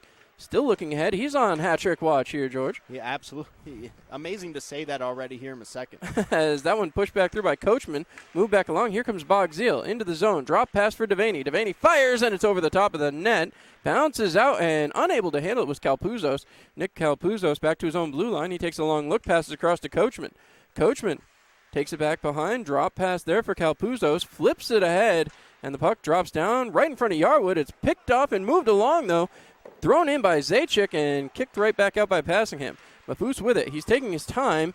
Almost had Timofeyev on a break there, but Mafus keeps hold of the puck. Mafus up the far side boards, dumps it down. Timofeyev couldn't play, and it's picked off and moved along by Tristan McKay. McKay up to Sherman. Sherman over the red line, over the blue line, along the near side. Passes, and it goes just wide of the net as Dallas Desjardins had an opportunity there. Dump back down for Desjardins. Desjardins looking across. Fire save by Passingham. Shoved back in the corner. Desjardins again with it. He's harassed by Babenko. Sent back down low. Moved back up towards the point. Sonstabo back to Desjardins. Desjardins back to Sonstabo. Point shot. Deflected away by Babenko. Thrown back down low off of JT Walters. And now again, Watertown trying to set things up down low. Sherman with it. Firing it towards the front. Stick tied up. Babenko will chase it down. Sonstabo trying to get there. Babenko still trying to kick it out of the zone. Now he's got it. Kicked ahead to Kyle Stevens, who literally kicks it ahead. And JT Walters picks it up off the boards, throwing it back ahead. Picked up, and here's Babenko again. Babenko has it towards the front, looking for Mafus. Mafus can't get it to go as Pominville jumped on top of it. And right now, Elmira, they got pinned in their own zone, but they still almost seem to have control of it, George. Yeah, again, Babenko, over and over, he's doing a great job controlling the puck and keeping the Enforcers in their offensive zone with more opportunities. As now again, Elmira right back in the offensive zone. Hussey trying to win a draw. He tied up his man and again pulled away with Andrew Harrison. Harrison has the puck behind the net. Circling back. He takes a long look, finds Gino Mini at the point, fires, and it goes down in the corner. Gino Mini looking for another one of those like he had last weekend against Menor, as this puck will be flipped back ahead. Moved along by Jamie Lucas right past Glenn Patterson as now Passingham plays it up the boards all the way up to center ice for Brandon Tucker, who flips it ahead to Brendan Hussey. Hussey and Harrison cross the blue line. Hussey still with it, flipping it towards the front, and it goes down in the corner. Hussey still on the chase here as Jamie Lucas clears the zone. Moved back out, flipped ahead back to Jamie Lucas by Ryan Marker, and that one will deflect off Patterson down into the corner and pick back up behind the net. Patterson up the boards. Harrison deflected away. Here comes Brendan Hussey. Hussey over the blue line, dumping it down deep. Tucker on the chase. Tucker turning, dumps it back along. Andrew Harrison now chasing it down. He has it, takes it along the near side boards. It'll be picked up there by the Watertown Wolves, and trying to move it along was Derek Boudreau. Port puts Michaelis into the boards as Michaelis still keeps the puck. Looking towards the front, sends back to Gino Mini. Mini back down to Michaelis. Michaelis turning, fires it back down low for Andrew Harrison, who tips it along. And that puck will roll into the corner. Tucker looking to throw a body, but just pulled up on Jamie Lucas there. Ryan Marker with possession, flipping it out to Kyle Powell. Bounces over Powell's stick, and Patterson will move it back the other way for the Enforcers. Tyler Jurich with it. Jurich looking, firing it across. Tucker right in the slot, down low again, and he's going to want that one back. Yeah. As that one flips back out, Tucker right in the slot again, and it's taken away again by Zajac. Zajac turns it right back around. Powell with it now in the slot. Powell looks ahead, firing it along, fresh off the bench. Firing shot and a save off of Passingham's mask. Devaney with a heck of a shot. A heck of a shot, and I think Troy Passingham's very happy to have that mask like that right there. I would think so. There was a time they didn't wear anything. Yeah. I can't imagine that now. I think obviously some of the guys are bigger, faster, stronger now, but still. I mean, I still wouldn't have wanted to take a Bobby Clark piece of or a Brent slap shot. Definitely not. As Cameron Yarwood goes back to play, Tyler Jurich with possession, fires across to Hudson Michaelis. Back to Jurich. Jurich over the red line, over the blue line, passing across for Michaelis. Michaelis drop pass. They want to set up Tucker so bad here tonight. As Michaelis tries to throw it out towards the front, Jurich was cutting, but again, it's thrown off. Tucker with it again. trying to throw it along, puts it in the skates, right back to Michaelis, who tries to throw it across. Jurich was out in front that time, as now Yarwood poke checks it away. He's taken down. Yarwood still manages to throw it on the net as Jurich will go back to play. Jurich dumping it back down along. The Wolves will clear the zone. This is going to go all the way down, and that will not die before the goal line, so we've got another icing here. We're talking about Yarwood being on hat-trick watch. The only head I see is Rick Bazanman out there. He's the only one with a hat. I don't know if he'd throw it. We've got to get somebody down here with a hat. No one has a hat. Do we have any hats? We're looking at some of the booths next to us because Cameron Yarwood is on HT watch down here. Some of the guys down in the Zamboni tunnel have hats. There they are. As this one won back here, Mafus moves it along to Timofeyev. Timofeyev looking, tried to fire it back to Mafus, but that pass was intercepted. Bogzil moves it ahead, and out the other way comes Zajac. Zajac over the blue line. Drop pass here for Devaney. Down low again for Zajac. Zajac looking on front, deflected shot, kick save by Passingham. As Passingham had a new look when he came into the arena today. Perhaps that had something to do with his aerodynamics. Yeah. So JT Walter sends it ahead. Timofeyev on the chase. Timofeyev trying to get around Sonstabo. He and Sonstabo still battling down low. As Sonstabo moves it back out to center ice where it'll be picked off by Spencer Carter. Thanking him for joining us during that first intermission. As Carter turns it right back around, firing it ahead. That one will get back out, and Sonstabo will play it back at his own blue line. Sonstabo towards the near side boards. Played off and knocked back down by JT Walters. Liam Little has it in the zone, however. Little turning. Looking towards the front, deflected away as a big hit there on Sherman by JT Walters. As now a flip pass here. Mafus in on a break. Here comes Amin Mafus looking drop pass for Timofeyev. And Timofeyev could not get the puck to settle down. Timofeyev looking right at the referee, wondering what just happened there. Fed back for Timofeyev. Back to Kyle Stevens and just crossed the front of the net. Moved back and Carter couldn't keep the zone. This is going to go all the way down. No icing. Sherman, exhausted, will slink off to the bench. Puck is thrown ahead again for Kyle Stevens. Stevens throws it ahead for Harrison. Bounces on the stick of Essery. Right back for Harrison, and no. Harrison turns. Looking. Waiting. He's got Essery with him. Harrison now dumps it back along the boards to no one. Mark Essery. That worked out okay as Essery kicks it along. Essery moving it. Still moving it along the far side boards. It's taken off of his stick, and now Jamie Lucas will set it up. Passing it across again to Ryan Marker. Marker throws it ahead. He was looking for Derek Boudreau, but Hussey turns it around as it pushed by Marker. Right back to Vladimir Port. Port sends it across to Kyle Powell. And George, hard to believe, 12:50 left to go in period number 2. Again, no stoppages in this game so far. Harrison to Hussey, right back across, and maybe one too many passes again as Essery tried to move it back down. Picked off there by Marker, thrown ahead to Vladimir Port. Port over the red line, over the blue line. Looking, waiting, drop pass, shot, and blockered down again by Passingham. Puck is flipped back along the boards, rode the rails there a little bit. That was kind of fun to watch as Gino Mini throws it back to Hussey, right back to Gino Mini, who drops there for Tyler Jurich. Jurich battling his old team, who he won a championship here in the Federal League with. Puck pushed back along, Gino Mini with it, and Gino Mini getting a little bit more liberal about jumping up into play as he runs into Mark Essery, however, and Essery not an easy guy to knock off. As Kyle Powell takes his time, we're quickly approaching the halfway point of this game. Puck pushed through, Hudson Michael is with it, he turns, he's got Tyler Jurich. Jurich looking across, fires, and no, just on the other side of Brandon Tucker. Fed back down low for Jurich. Kicked back through. Jurich still with it. Tries to throw it towards the front. Jurich can't handle it. Powell will shove it up the boards. And here comes the Wolves. Joe Devaney fired across looking for Bogzil. Bogzil turning. Drop pass back and again right out of the zone. Kyle Powell with it. Powell back through. Picked off by Gino Mini. Mini turns and fires up the ice.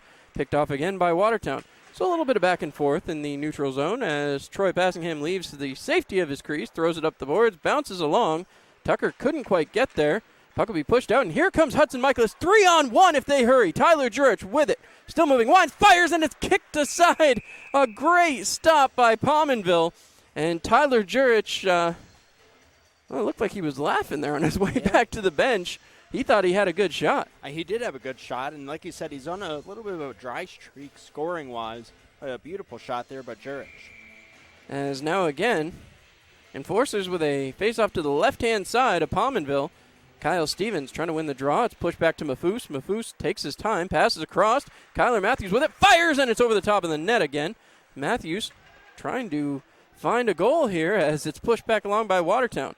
Fed up by Dallas Desjardins. Desjardins over the red line, breaking in, thrown across, kicked to the side by Sherman as Mafous throws it up the board. Sherman knocks it back down, and Cameron Yarwood will chase it. Yarwood takes a long look up the ice. Still waits. Now he puts one way up in the air, almost a punt there, George. Yeah. As Sonstable goes back to play. Right back up comes Ryan Marker. Marker looking for a lane, but again, the Wolves caught mid-change as Marker was trying to start something offensively. Thrown back ahead. Sonstable with it. Fired it along to Lucas. Lucas breaking in 2-on-1. Lucas across, and he can't get that one to land on Marker's stick. Marker now getting it set up. Marker across defensively. Vladimir Port fires, kicked aside. Another kick save there by Passingham. Played with a high stick. That'll whistle things down with 10:17 to go in period number 2. Just on the other side of the media timeout. So close. And again, it feels like the flow of this game is just incredible. I haven't seen a hockey game, especially an Enforcers game, where we're basically halfway through the game and it's 8-10. Oh, 100%. This has been very, very quick moving. You wonder if they'll have Chuck-a-Puck. I wonder. I would throw. I'd try. As that one won back again. That one hits off Dmitro Babanko's face shield, and he's lucky he had it. Thrown right across the front of the net mouth as JT Walters picks it up, finds Harrison, fires over to Babanko, and Babanko's vision clearly not affected. Babanko throws it towards the net, and Pominville will cover up 1 second shy of the media timeout. As, again, now Babanko wiping off his face mask. So, yeah. And the way this game has gone, again, 1 second away technically from a media timeout, but I feel like we're going to have to wait like another 7-8 minutes before we get a stoppage. It's been crazy with the flow here. And if you tuned in late, you missed a lot. 3-0 lead for the Enforcers after period number 1. Hussey getting shoved off there by Joe Devaney. As now the puck back behind the net. Vladimir Port throws it to the side to Kyle Powell. Powell taking a long look, drops back for Port.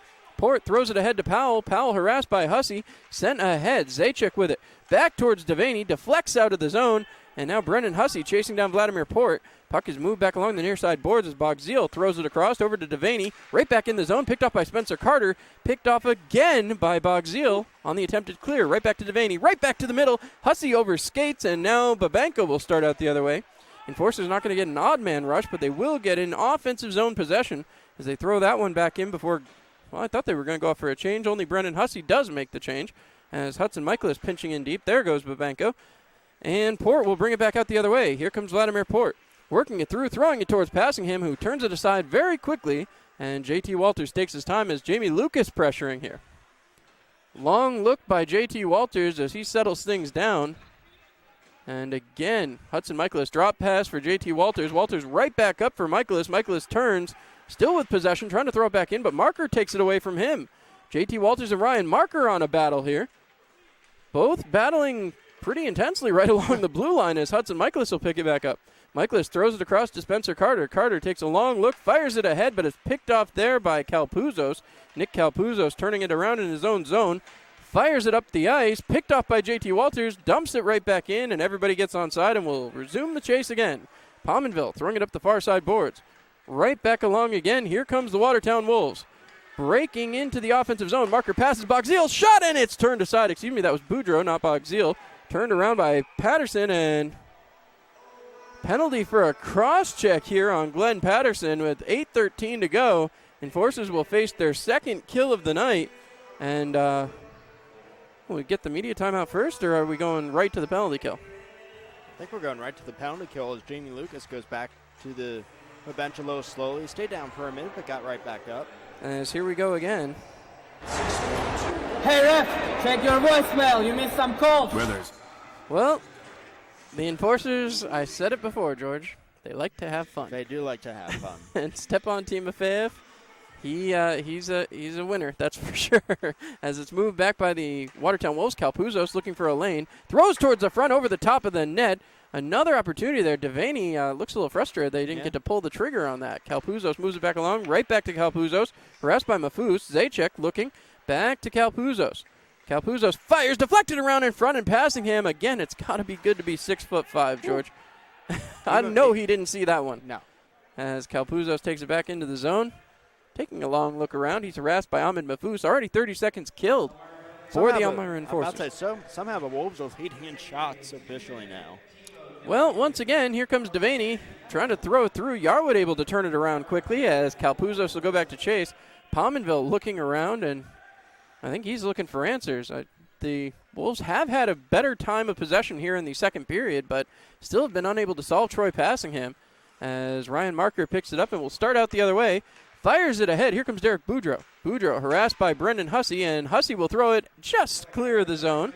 Not a ton on that one as Port brings it back in the offensive zone, dumping it back around.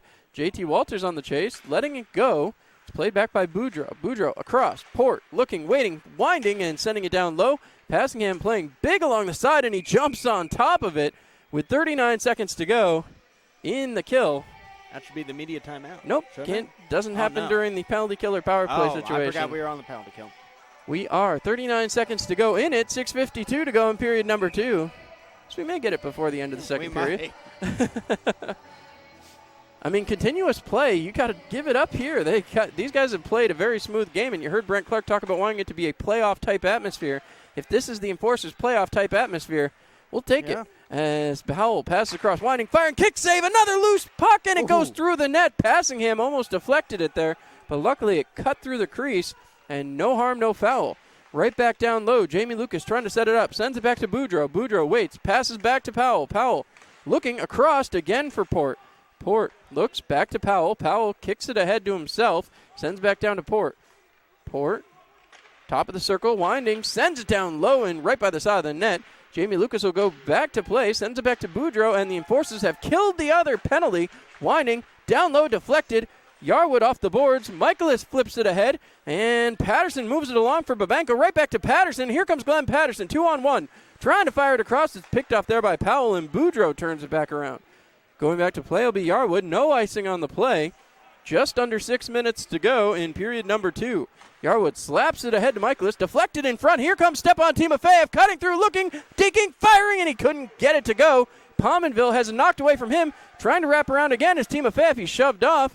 Timofeyev ridden towards the boards. And again, Bogzil has that one picked off. Mafous back to Timofeyev. Timofeyev looking. Fires it across. Deflected away by Zajac.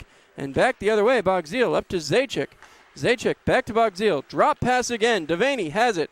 He's harassed quickly by Timofeyev. Throws it towards the front. Deflected away. Right back to Kyle Stevens. Thrown ahead to Ahmed Mafous. Mafous up the far side boards. Drop pass there for Stevens. Stevens cutting through. Still deking around. Right back towards the front. Picked off. Mafous with it. Fires and underneath the glove as Pominville gets a big piece of that. And that'll send us to the media timeout. It's a 3-0 Enforcers lead. 2 successful penalty kills. We'll be back here on Mixlr.com. Enforcers are at home Thursday, March 12th, Friday, March 13th, and Saturday, March 14th. Thursday, March 12th, it's Dunkin' Donuts night. Friday, March 13th, it's Big Fox free t-shirt night. And Saturday, March 14th, free trading card set number 1 from Multimedia Service. That's Thursday, March 12th, Friday, March 13th, and Saturday, March 14th. Get your tickets early. Call 734-PA. Hello, this is Ahmed Mahfouz, captain of your Elmira Enforcers. If you're looking for something to do when the Enforcers are on the road, come on down to the rec rink and take part in the Rock and Skate. It's a great night out with friends, family, and other great Enforcers fans. At just $5 for admission and $5 for skate rental, it's a real power play every Friday night, 8 to 10 p.m. Go Enforcers, go. All right, well, the Ziff Law Firm veteran of the game. Yeah. Well, before we get back into this, let's pay a couple more bills while we're on the subject. Thank Dandy, it's Wednesday is back. Large cheese pizza is only $5.99 every Wednesday with toppings for only $1. Specialty large pizza $7.99. Large signature pizza is only $9.99. Call your store to order your $5.99 large cheese pizza every Wednesday and let Dandy take care of dinner. Wolves win the draw. Puck is flipped back out. Mafous trying to keep it in the zone, and he does as Kyle Stevens will chase it back down. Dallas Desjardins sending it around the boards. Trying to play it up ahead here, but having some trouble. Calpuzos finally does get it out of the zone, but he's harassed by Gino Mini, and that's going to draw another penalty.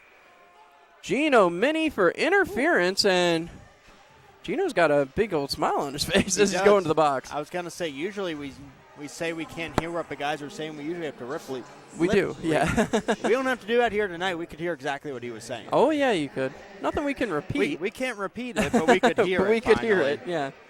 4:47 to go. The Enforcers on their third kill of the night. And, well, you got to figure this is going to even out at some point, George. I mean, you hope not if you're the Enforcers. As Kyle Stevens waiting, he pushed that one back. Jumping on it, though, JT Walters was tied up. Puck is sent back to Vladimir Port. Port winds, fires, and it's in the back of the net. I think he's saying he played it with a high stick. That's what. Hold on, they're going to discuss this because, yeah, Troy Passingham was very adamant that it was played with a high stick. These two officials are going to come together. So we'll see. As the Enforcer is certainly not happy about it. Mapuche is still showing where the stick was. Gino Mini's been released from the box. I think he'd rather stay there. Definitely would rather stay there. As Mafus. Yep. Not happy about it. They're giving it to him. The score is up on the board. So it's 3-1 right now, and Tyler Jurich is even pantomiming the high stick. I mean, Elmira's still up 3-1. You can't let yourself get caught up in this. No. So one power play goes successfully for the Watertown Wolves, and now Elmira has some work to do again as they have a 2-goal lead instead of a 3-goal lead. Puck one back, Kyler Matthews with possession. Matthews flips it along to Cameron Yarwood. Yarwood looks ahead, back to Kyler Matthews instead. Now it's flipped back up. Yarwood will deflect it into the zone. Kyle Powell has some trouble with it. Trying to push it through is Brandon Tucker. He's tied up now as Powell gets it back to Kyler Matthews, who puts it off the boards to Tyler Jurich. Jurich right back ahead looking for Tucker. Tucker picks it up, throws it on Pominville, and that'll be turned aside. Ryan Marker with it now. He's tied up by Hudson Michaelis. Thrown back ahead as Boudreau has it poke checked off his stick. Hudson Michaelis clears his zone, and it's dumped back in. Tyler Jurich on the chase. Pominville moves it back up the far side boards. Chopped away by Tucker. Back to Michaelis. A shot. Another attempt back there. Almost a rebound opportunity for Hudson. And, George, you talked about it earlier. Hudson, 10 goals against the Watertown Wolves this year. Again, he's been just electrifying against Watertown so far. As Lucas throws it across. Wolves in onside. Marker across. Fired goal. Boudreau makes it 3-2. And the Enforcers... Whew, the Band-Aid has been ripped off. Yeah, I mean, you're feeling pretty comfortable, obviously, with a 3-goal lead, but now down to 1. I mean, I don't think anyone wants to be thrown in that situation. The Enforcers, we talked about maybe they let up the gas a little bit midway through the first. I don't think they necessarily did that here in the second, but, again, you got to get ramped right back up. Well, here's the replay again. A perfect pass. I don't care if you are 6'5". That's not going to be an easy one to get across for. As the puck is sent back in, JT Walters moved it ahead. He was looking for Babenko, but Sonstabo is going to go back to play. Sonstabo passes across to his defensive partner, McKay. Bogzeal now has it, throws it back in the skates of McKay, and now Mark Essery on the chase. Sonstabo moves it to McKay. McKay having some possession issues as Babenko will take it away from him. Babenko sends it around behind the net, but nobody there. Sonstabo going to get an easy chase out there, as it'll be sent back to center ice where Spencer Carter tries to move it along but misplays it. Carter still battling for it, sends it across for JT Walters. Walters up the far side boards. Brendan Hussey slows it down, turns it around, and Bogzeal right in on him. Hussey, he flinched there as if he got one up high, and the referee said he didn't. So Hussey back the other way. Hussey over the red line, throws it in on Pominville, and Pominville going to cover up and take the stoppage. 2:49 to go in period 2, and George, before this period started, I laughingly said the Enforcers have not had a good period of the long change, and, well, streak continues. Yeah, no, they finally, like you said, you get that long change. It certainly doesn't help, and neither did immediate timeout. No, it did not, that's for sure. Another faux pas for the Enforcers. As Kyle Stevens wins the drawback, he gets it to Kyler Matthews, who takes a turn at the point. Wine fires, and Pominville makes the save. Not going to give up another one of those Cameron Yarwood goals. No. As a big sign out here, opening night at Dunn Field, May 30th, 7:05. I will be there, and I think my good friend George Stockberger may join me up in the booth. As of right now, yes. We're looking forward to it. Pioneers season, George. As once again, one back by the Watertown Wolves. Going back to play it, it's moved ahead, and here comes Jamie Lucas. Passed across. Breaking it up and into the zone. Here comes Derek Boudreau, who has the second goal for the Wolves. Ryan Marker fires off of Troy Passingham. flipped ahead, and Timofeyev gets it up to Mafuz. 3-on-1 if the Enforcers hurry. Mafuz cuts across, fires it, and just wide of the net. Timo with it again. Fired back up the boards. Marker moves it along, but it's kept by Kyler Matthews. Thrown back down low, back behind the net, as now Yarwood will pinch in. Yarwood trying to move it across. He was looking for Mafuz. Fed off the boards and out of the zone. Mafuz managed to get his stick on it to knock it away from Ryan Marker, and that's always a safe play there. Turning around, Cameron Yarwood takes his time. Under 2 minutes to go here in period number 2. Timofeyev deflected ahead. Kyle Stevens couldn't handle it as Jamie Lucas turns it right back around into the offensive zone. He's harassed by Cameron Yarwood. Puck goes along the back boards, picked up by Timofeyev. Timofeyev flipping it ahead, looking for Mafuz. Mafuz can't grab it. It rolls in on Pominville. That hit him. He tried to sell it as though it didn't, but that was pretty flush there, George. Yeah. As that bounces back to center ice. Kyle Stevens across for Ahmed Mafuz. Mafuz sends it back for Glenn Patterson. This line's got to be thinking about getting a line change here as Timofeyev has it. Deflected back towards Ahmed Mafuz. Mafuz up towards Timofeyev and deflected into the bench as everybody takes cover. And as you said earlier, George, the one area of the ice where there's people. Yep. So one more time. Minute 19 to go here in period number 2. We finally had some stoppages. We have, yes. We haven't had very many. The game has slowed down just a little bit the last 15 minutes. Very, very little bit. But still, minute 19, puck is flipped back along and into the zone. Kyle Powell will go back to play. Powell up the boards. Move back along. Zajac trying to get it out, but it's kept by Hussey. Hussey throws it along for Harrison. Harrison turning, looking. Sends it back down low for Babenko. Babenko turning, sends out to the point. Patterson with it. Patterson tried to throw it down low, but it's poke-checked away. And now it'll be sent back in as Harrison has to clear. Pominville goes back to play. With under 50 seconds to go, Watertown may have enough time for another rush here if the Enforcers pull back. Devaney waits. Fired across, pushed back along by Glenn Patterson. And with 40 seconds to go, Watertown trying to find their way back into the offensive zone. Here comes Devaney. Devaney harassed quickly there by Patterson. Now Marker has it. Marker's tied up by Brendan Hussey. Hussey's stick finally gets loose. Firing, saved by Passingham. As again, Kyle Powell has an opportunity. Well, Elmira's got to be frustrated here, George. Coming into a period with such a commanding lead and then to just kind of, I don't know, I don't want to call it sitting back, but, I mean, really, what else do you say? Yeah, I mean, that's basically what they did. They coughed up a 3-goal lead. They're, again, only up by 1 here. Yeah, definitely going to be a rough break in the locker room. As now puck is won back. Watertown fires it. Blocker down again as now it's picked up by Ahmed Mafuz. Mafuz firing it ahead and Stepan Timofeyev trying to beat out the race.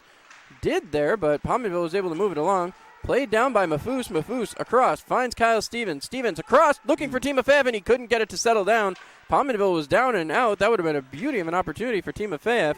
Puck is knocked away by J.T. Walters, and that will do it for period number 2. The Enforcers going to take that 3-2 lead to the locker room, and George, we got to bring it up again. Enforcers record when scoring first, 22-7.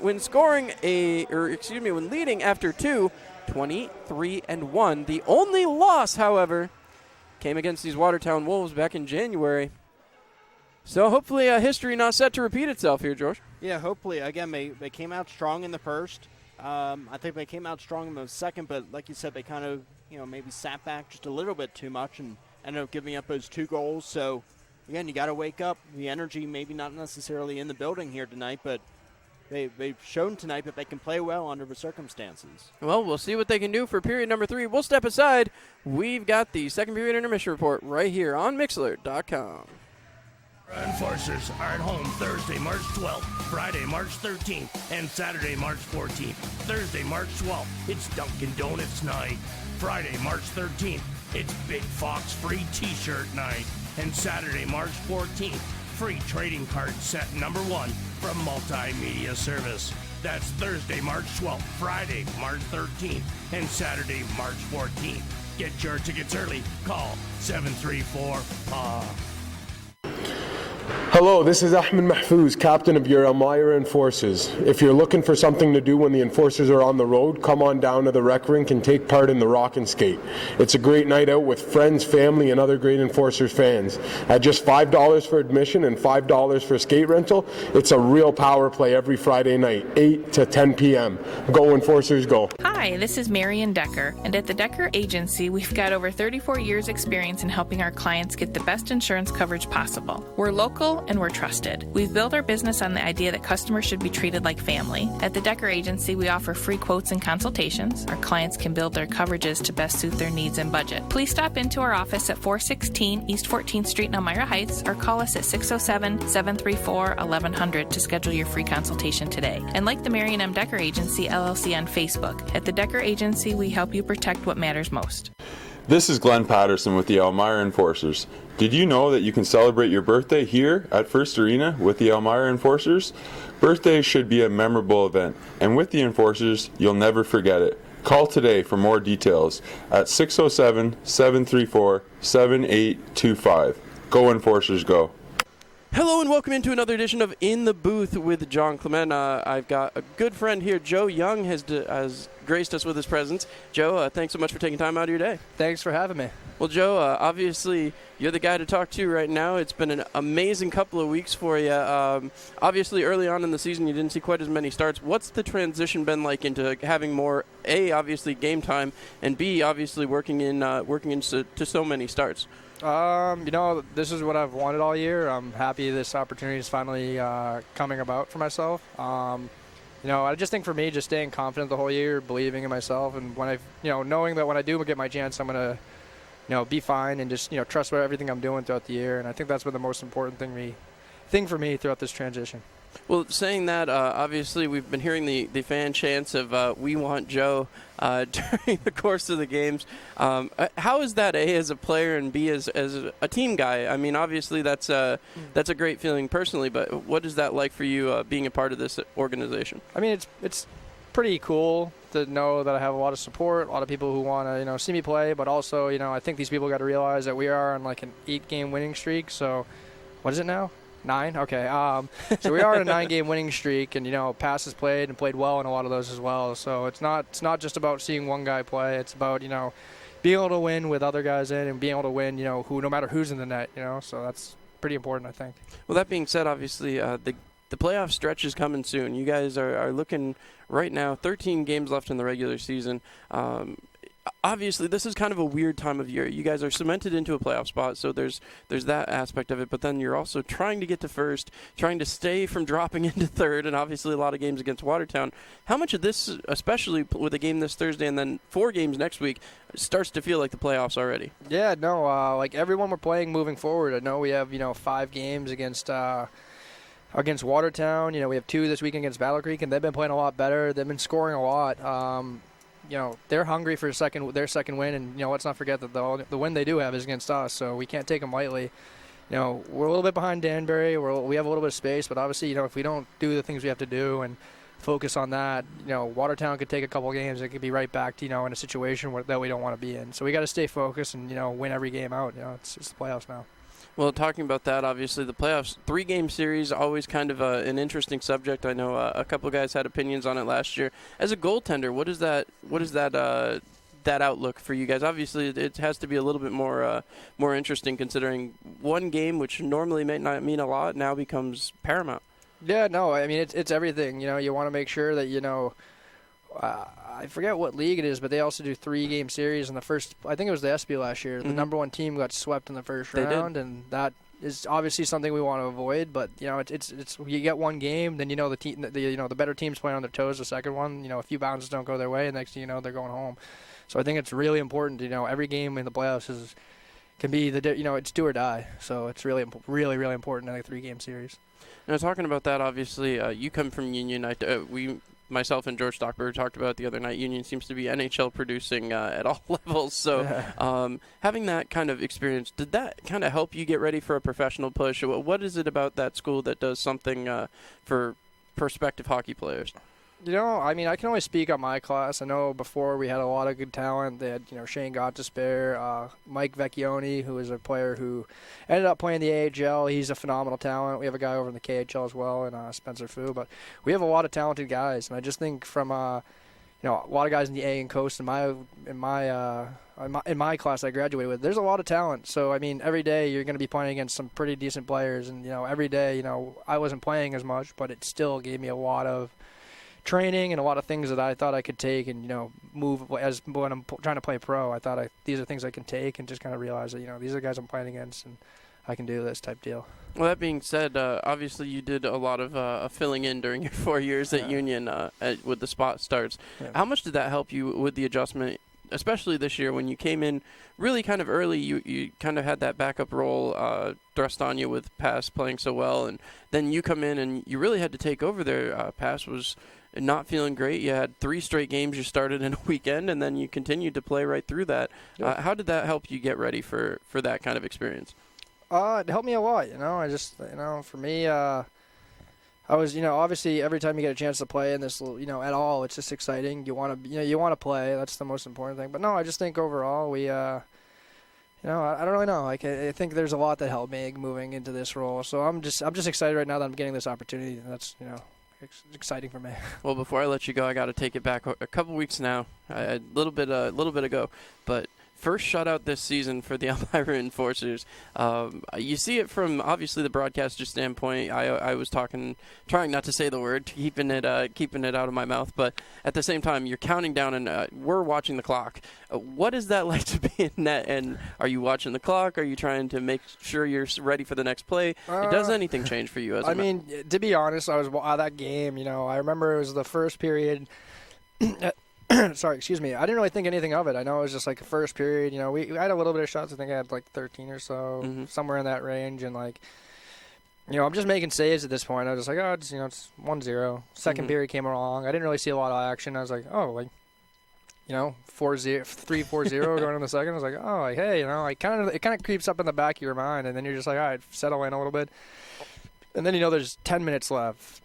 5 minutes left, 2 minutes left. You're just like, all right, this might actually happen. And then, it finally hit 0, and you're kind of like, oh, thank God. But I just remember last weekend, too, I know we beat Mentor 4-1, and there was 5 minutes to go, and I was like, all right, it crept in again. And I was just like, oh, don't think about it. Then they score, and you're just like, that's it's one of those chances you wish you could have back. But no, I think, I think for the team it meant a lot as well. It's just something as a team, an accolade that we have now as a group, and there's a lot of teams that have been able to produce shutouts this year, and it was kind of eluding us for a little bit. So it's good that we finally got it as a team. Did you get the puck? I did, yeah. I was pretty good. Right. Harry got it for me. That was really nice of him.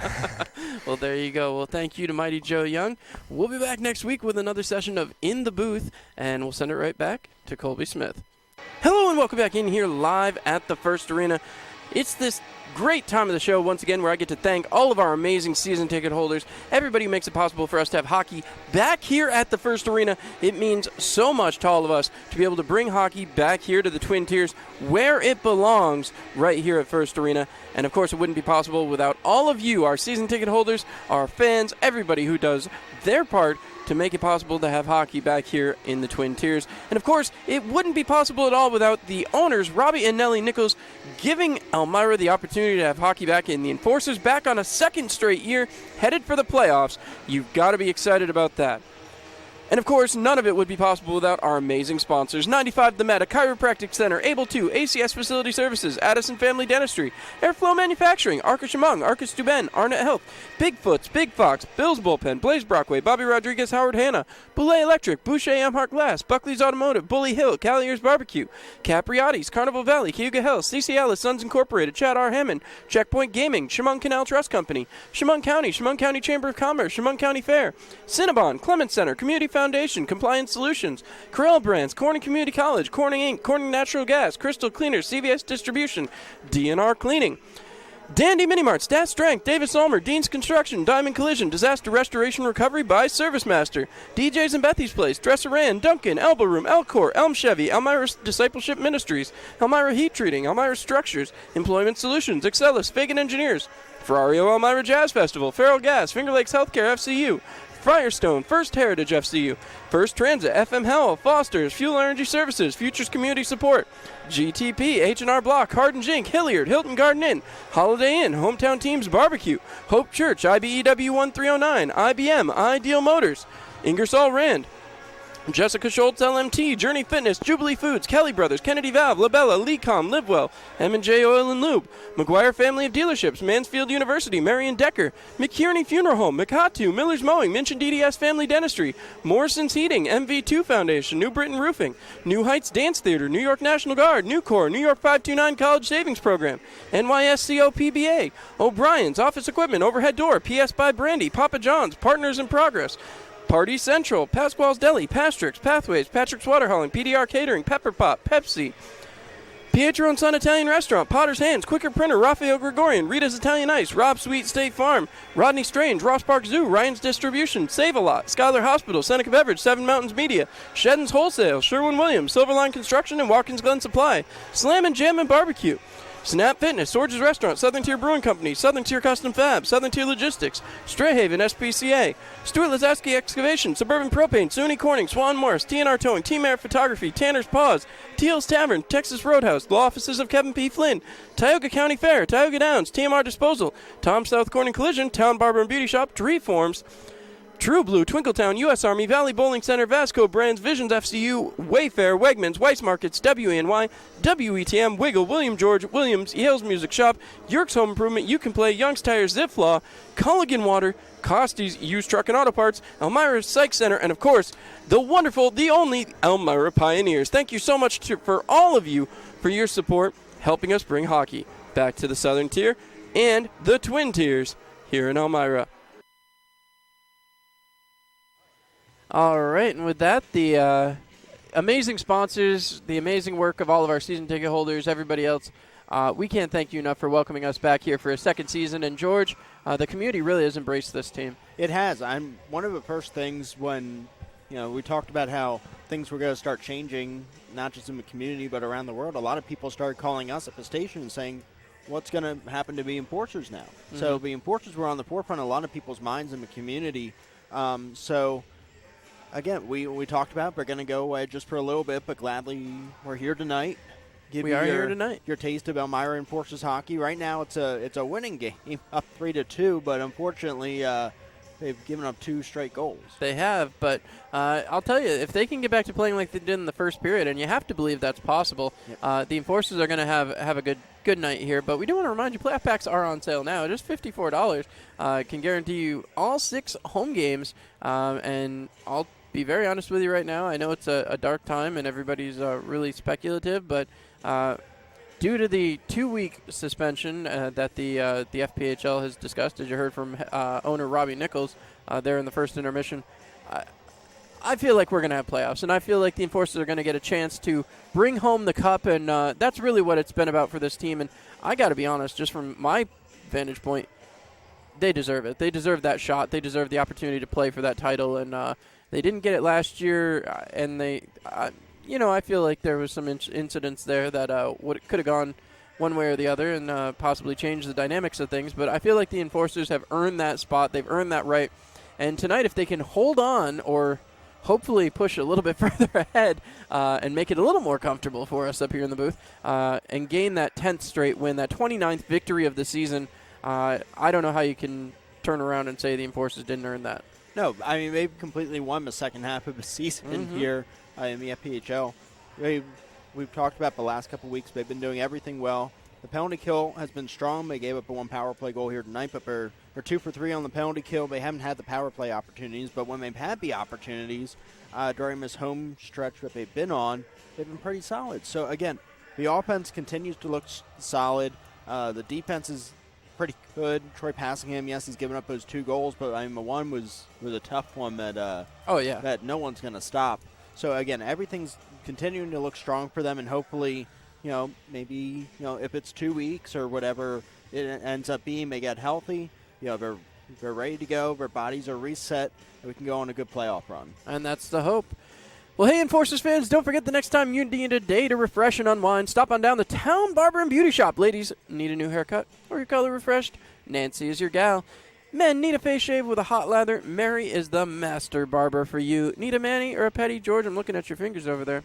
Donna can have your hands and feet soft and smooth in no time. Aches and pains, Jessica will help soothe those sore muscles with a therapeutic massage. Town Barber and Beauty Shop is your one-stop shop, offering something for everyone. Stop in today, 1128 Broadway in Southport, across from the Value Homes Center. And, of course, for those of you maybe a little bit more like me, not a huge dinner fan, we talked about Dandy having, well, thank Dandy it's Wednesday, but you know what? They've got lunch covered, too. For a limited time, you can pick up a Italian chicken finger half sub for only $3.50. Customize it with your favorite toppings and cheese at the kiosk. And what goes great with a sub, George? Anything, but new loaded hot fries. Ooh. New loaded hot fries. Hot and crispy Dandy fries. Topped with your choice of chili and cheese, bacon and cheese, buffalo chicken and blue cheese, or chicken bacon ranch for only $4. Add your favorite Dandy sub or pizza for a Dandy meal only at Dandy Mini Marts. And, well, that does it for the paying the bills portion of the broadcast. And now the coaching staff is making their way back out for Watertown. George Keys for the third period. What do the Enforcers have to do to come away with the 3 points here tonight? Hopefully they kind of woke up in the locker room. So, again, you got to push. The offense, again, looks solid in the first. Get some of that energy back and build on what's right now a one-goal lead. It is a one-goal lead, but it is a lead nonetheless. The Enforcers playing with a lead. We talked about it. It's the numbers speak for themselves, George, and the Enforcers have really done very well when they have had a lead. 23-1 after 2 periods. I mean, you ask anybody in the league, they'll take those numbers all year long. Oh, I mean, anyone in any league, and anyone will take those numbers. So again, the Enforcers. You lay out the numbers, everything continuing to go well for them. Well, now the question becomes, and there it is, Troy Passingham looking large on your screen. And no, ladies and gentlemen, that is not a image of the camera. That's a 6'5" goaltender, and he is impressive. As there come the Enforcers. A little weird seeing Brendan Hussey, the first man out of the tunnel. I'm looking for number 19. There he is, as Ahmed Mahfouz makes his way onto the ice. A little bit of concern there, as normally the captain, the first one bounding out of the locker room area. But he is out there, and that means it's time.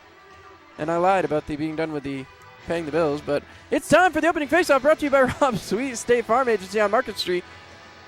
Or you can visit them online, where you can bundle home, auto, and life for a sweet hat trick at sweetrob.com. It's time, period number 3.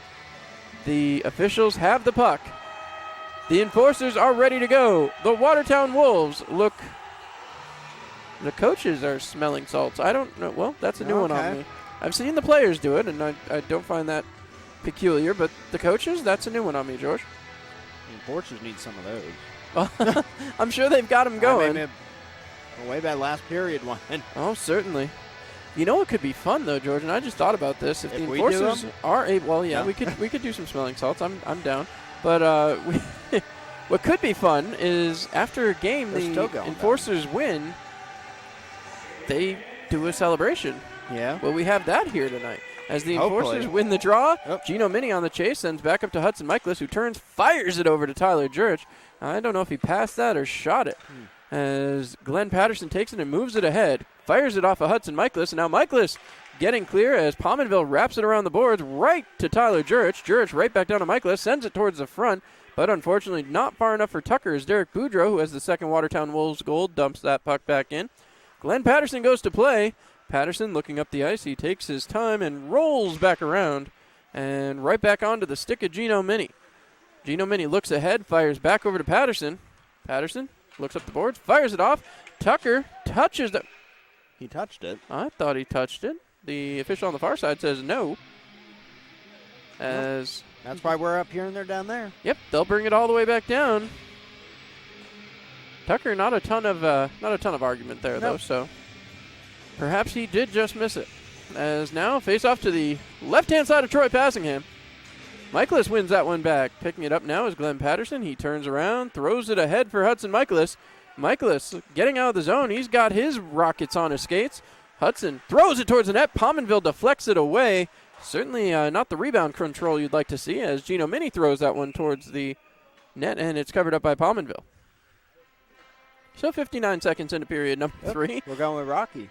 We are. I like it.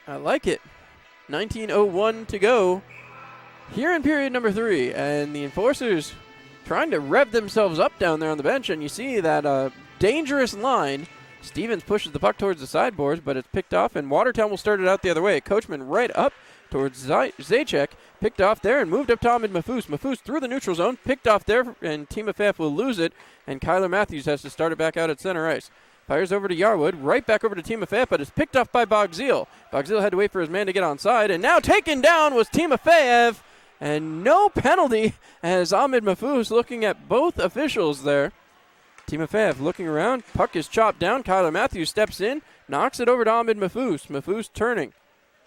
He takes a long look, fires it around to the near side boards to Cameron Yarwood, who fires it back to Mahfouz. Mahfouz looking up the ice. He fires it up to Timofeyev. Timofeyev has Kyle Stevens with him. Timofeyev continues to roll, dumps the puck down for Kyler Matthews. Matthews back behind the net. He finds Kyle Stevens. Stevens back to Mahfouz. Back out to Yarwood. Fires and a kick save as Yarwood was looking for the HT. Poked it back along. Devaney back out. Over to Dallas Desjardins. Tried to throw it along to Sherman. Sherman does pick up the puck and dumps it in and around. Timofeyev chasing it. He's got it behind his own net now. Pulling up is Liam Little bouncing around down there for the Watertown Wolves. Passed off to Yarwood, who now waits as Timofeyev goes to make a line change. Brendan Hussey skates by as Yarwood. Well, I mean, if Watertown's not going to pinch, let's kill some time. Attempt to kill in time here for 1-goal lead. As Hussey knocks it off of the stick of Yarwood. Yarwood now moves it back towards Kyler Matthews. Matthews into the corner. He waits, dumps it back along for Yarwood as Ryan Marker now pinching. Dumps back along, and they will play catch back behind they're playing keep away from Watertown right now. As the puck is hammered back through, hits off Kyle Powell, who didn't know where it was for a second. Moved off of Brendan Hussey and right onto the stick of Ryan Marker, wrapping around, trying to put it towards the front. It's picked up and set up the far side boards. Port able to keep it. Fires across to Kyle Powell. Powell winds, fires deflected off of Babenko's skate. Thrown out towards the front, picked up by Harrison. Harrison has it. He's making his way up the ice with Brendan Hussey. Babenko has to go right off after getting hit in his skate. Pominville will jump on top and cover it up. And we have an offensive zone face-off for the Elmira Enforcers now with 16:54 to go in period number 3. 3-2 lead for the Elmira Enforcers against the Watertown Wolves. This, again, a potential playoff matchup. Yeah. I mean, a pretty safe bet if the season pushes right into the playoffs after tonight. Hudson Michaelis wins that draw back to JT Walters. Walters along the boards. Move back down low and trying to get it out is Calpuzos. He has some trouble with it. Calpuzos keeps possession. Looks up the ice, fires it along as Coachman now has it. Firing it through the neutral zone. Kicked ahead by Bogzio. No! Not touched again. Well, they happened to us, happened to them. Tick for tack. Certainly is. 16:37 to go. An offensive zone faceoff for the Enforcers. A lot of conversation here. Hudson Michaelis and Brandon Tucker saying, let's go the other side. And Tucker telling Jurich, hey, stand right here. We want to give you a shot at something. Yeah, a little bit closer. A little closer as Hudson Michaelis, he's been very good in the faceoff circle this year. And now Brent Clark having a discussion. He did not like something that I think it had to be that Timofeyev takedown there as Jurich turned it around, but Walters was just a step off the blue line. Jurich looking a little frustrated there as Tucker flails that one back in the zone. Pominville will go back to play. Pominville moves it around back behind the net. Played off by Coachman. Picked up and moved back along right towards the front. Trying to poke it through. Unable to get there, though, was Tucker. It will be kept in the zone as Coachman flips it ahead. Knocked down by Spencer Carter. But picked off and taken away by Bogzil. Throws it towards the side of the net. And that one luckily went off the side. Thrown back in front. Picked off by JT Walters. Poke checked away from him.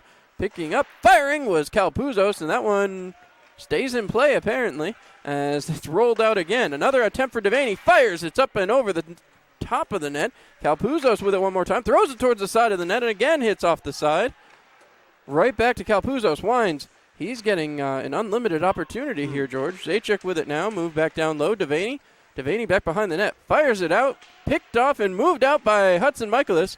Michaelis loses control but keeps moving the puck forward. It's knocked back down and offside as Hudson Michaelis plays it as the puck just rolled over the blue line. And we talked about continuing to push. I think they almost seem to sit back a little bit more maybe than we would like. 100%, as now the Mafus-Stevens-Timofeyev line goes to work. 15:29 left to go in period number 3. Shots on goal, 28-25 in favor of the Watertown Wolves. Timofeyev flips it down in, but Sonstabo quickly moving it along. Puck is flipped back to center ice, knocked down by Timofeyev. Played back out for Gino Mini, who moves it up for Ahmed Mafus. Poke checking it along, but not far enough. Back the other way. Here comes the Wolves, firing, and a save again as Passingham gets that one right in the chest. Well, he'll take that one all day long for sure. Well, we're just over the 2:07 mark since we started the broadcast, and that's 15 minutes before the game, so really ticking away here, George. We are, and again, 5 minutes until 9 now. That's crazy. As that puck won back all the way to Kyle Powell. Powell looking. Fires, and a save by Passingham as he just stuck his glove out there and says, "Look what I found." Not sure you saw that one. Was more my intonation there, George. As Kyle Stevens going right back to work, the Watertown Wolves trying to get this one tied up. The Elmira Enforcers trying to not allow that to happen as that's pushed back down low. Played off again towards the front of the net, but again rolls back behind. Sherman battling down there. He's tied up with Patterson. Throws the puck down low. Thought Liam Little was going to get a break, but right back to Sherman it goes in the slot. Chopped down there by Mafus and out towards the blue line. Picked off right back into Sherman again. Another shot fired and kicked away by Passingham. A quick line change here as now Watertown trying to move it back towards the offensive zone. Port feeds off to Sherman. Sherman towards the slot. Flicked off of his stick. And right back along for Kyle Stevens, who can't get there in time. Port able to flush the puck back into the Elmira Enforcers' defensive zone. Play back here, Gino Mini looking across to Patterson. Patterson firing it up and looking for Kyle Stevens, but no, this is going to go all the way down. And an icing call will bring the Enforcers back to their defensive zone. So, we talked about the the lack of stoppages early, George, but now we're starting to see quite a few of them. We were kind of spoiled there in the first period where it felt like we played 5-6 straight minutes. 100%. Did it again in the second period at times as well. Till about the media timeout. I'm about to say that since the media timeout, it's kind of gone back to a normal pace. As this puck flipped down low, Glenn Patterson will pick up. Takes his time and shoves it up the boards. He was looking for Timofeyev. Timofeyev not going to get there as just able to beat him out. That takes some hustle. Nick Calpuzos coming up big. So that's an odd one there, George. Yeah. Don't often see Timofeyev beaten out to a puck, but Calpuzos was a step or two ahead of him. It was close. Now again, Kyle Stevens coming up for the face-off as Let's Get Loud plays here in First Arena, and I hope you're getting loud at home. Face-off won back by the Wolves. Timofeyev lays the body on Calpuzos. Stevens flips it up and ahead. Timofeyev taking a look. He will jump, and he's got Andrew Harrison with him. To the side, drop pass there, but Calpuzos picks up, sends up to Boudreau. Boudreau up to Lucas. Gets by Stevens. Going down low. Cameron Yarwood trying to flip it up, and it's picked off again. Boudreau right out to the slot to Marker. Picked off by Timofeyev and sent back to center ice. Timofeyev going right for the bench. Sonstabo with it at the red line. He dumps it in and around. All the way around for Kyler Matthews. Matthews plays it off a weird carom off the boards down low in that corner. And again, the puck is loose. Watertown comes up with it. Mark Essery will swipe it away. And it's out for Andrew Harrison again, but just by him as Sonstabo picks it up in his own zone. Takes a long look, sends it across. And one more time, the Wolves trying to get it set up. This is McKay with it behind his own net. McKay takes a long look. McKay passes it back across for Bogzeal. Bogzeal cutting through into the offensive zone. Here comes Dominic Bogzeal looking, waiting, firing shot, and a save by Passingham. Kyler Matthews collects the rebound. It's taken off of his stick, right back to Ryan Marker, picked off by Brendan Hussey, thrown towards the blue line and out. Sonstabo couldn't keep.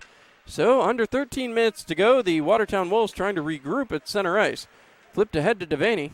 Devaney waiting, throws the puck in just offside as trying to get a little jump there was Zajac. Just a little offside. Well, certainly no distractions in the stands here tonight as the Watertown Wolves and Elmira Enforcers meeting in what most certainly has to be considered strange circumstances, George. Last game for the FPHL for at least the next 2 weeks as the Enforcers win this draw. 12:40 to go. Played back behind. Spencer Carter couldn't handle it. It's taken away from him as now JT Walters getting in on the battle. Spencer Carter trying to get there. He throws the puck up, finds Hudson Michaelis. Michaelis flips it ahead to Tucker. Tucker one-on-one with Powell. Tucker waiting, throws it in front, and he was trying to hit Hudson Michaelis. It deflected off Powell, however, sent back to the blue line. Firing it down low, kicked aside by Pominville, and now Tucker's in a race trying to get there before Zajac. Could not do it, and it's thrown out by Watertown. JT Walters will reset. Walters throws it ahead for Tyler Jurich. Jurich taking his time. Flips it back in the offensive zone, and an interesting toss there by Jurich. Jurich, who normally would carry that puck up. This one thrown across. Jurich trying to knock it back down, and he will pick it up. Keeps possession inside the offensive zone. Deflected in front. Another opportunity, and that puck thrown to the side. Great defensive effort by Pominville. Puck played back along. Kyle Powell throws it back through. Too many men on the ice, so Watertown can't touch it. This one goes all the way down, and icing is waved off. Puck is thrown all the way back to JT Walters. He throws it up the boards, was looking for Jurich. No icing on that one. Pominville leaves the safety of his net, taken away by Kyle Stevens, trying to push it through to Jurich. Jurich tried to move it along. It's in the skates of Calpuzos. Now it's moved back down low.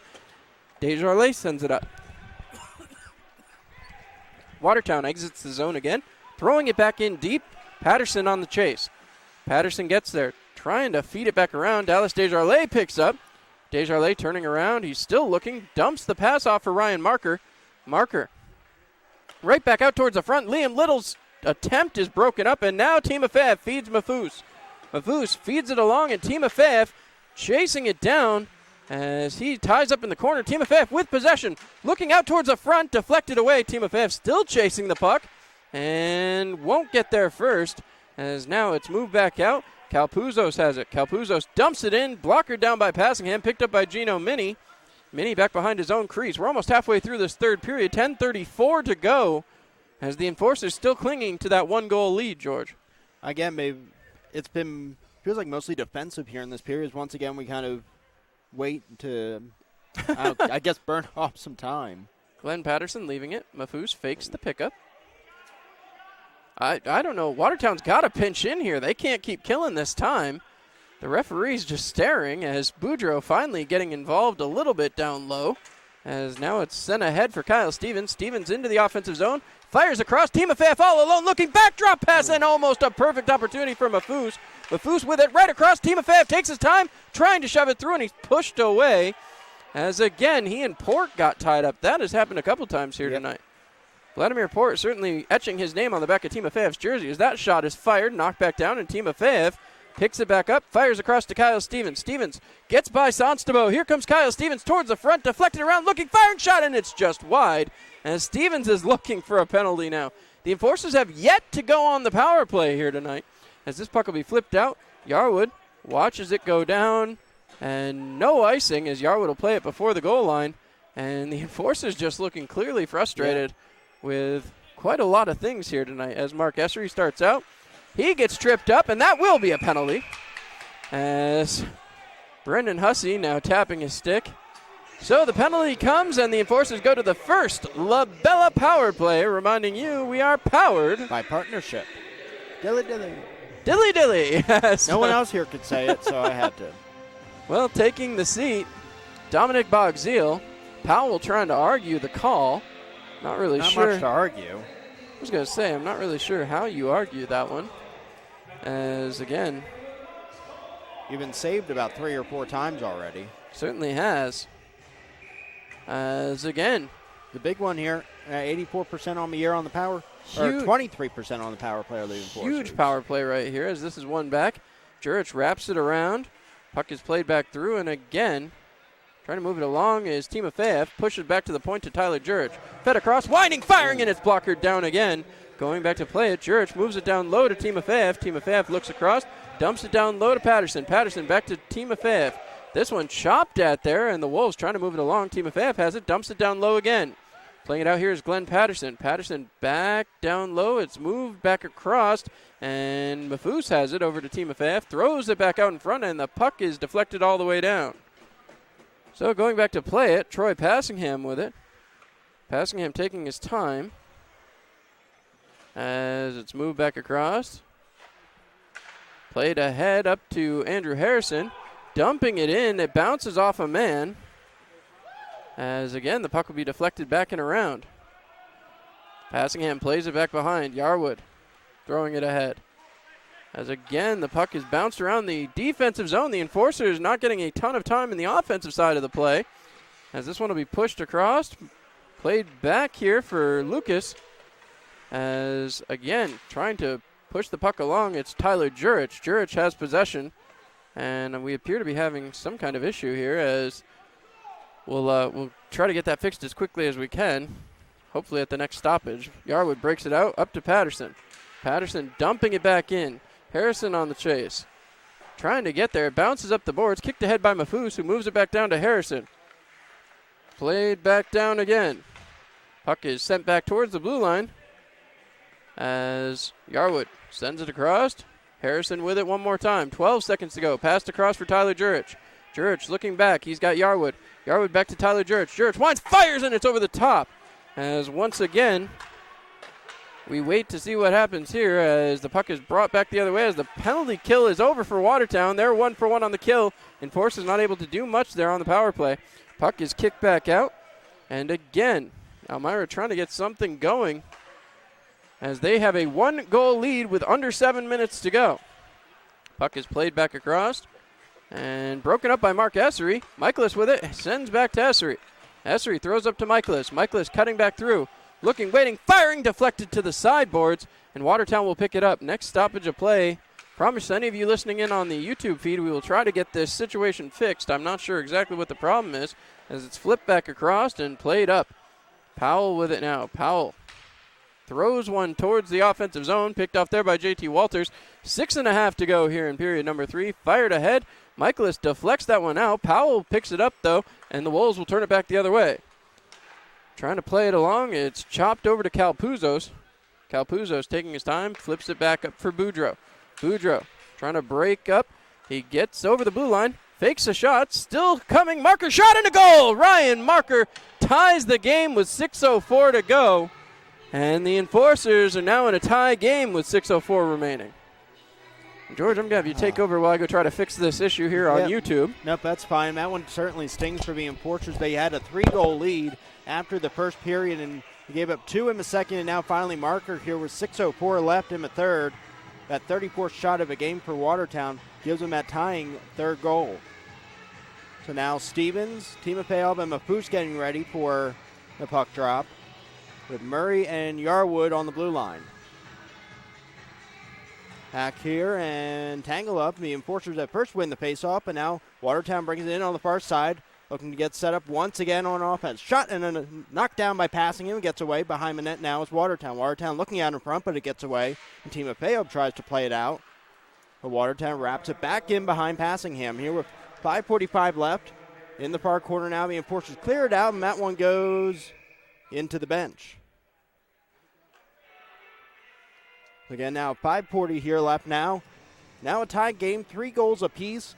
The Enforcers 2 goals from Yarwood, 1 from Timofeyev, 1 from Yarwood. His second one was a laser over the shoulder of a goaltender, Jeremy Pominville, and that will finally be the media timeout. So we will be back here hopefully with videos soon on YouTube. We'll be back here from First Arena. 5:40 left to go here in the third.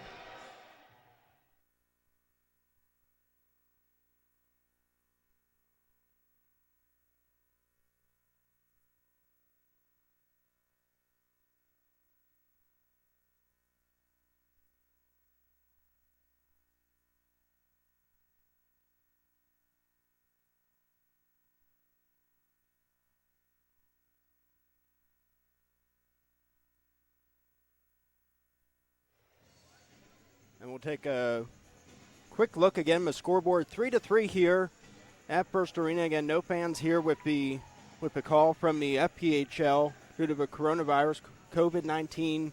This will be the last game for a couple weeks here in First Arena. It will be a 2-week wait before they re-examine whether or not they can play games again.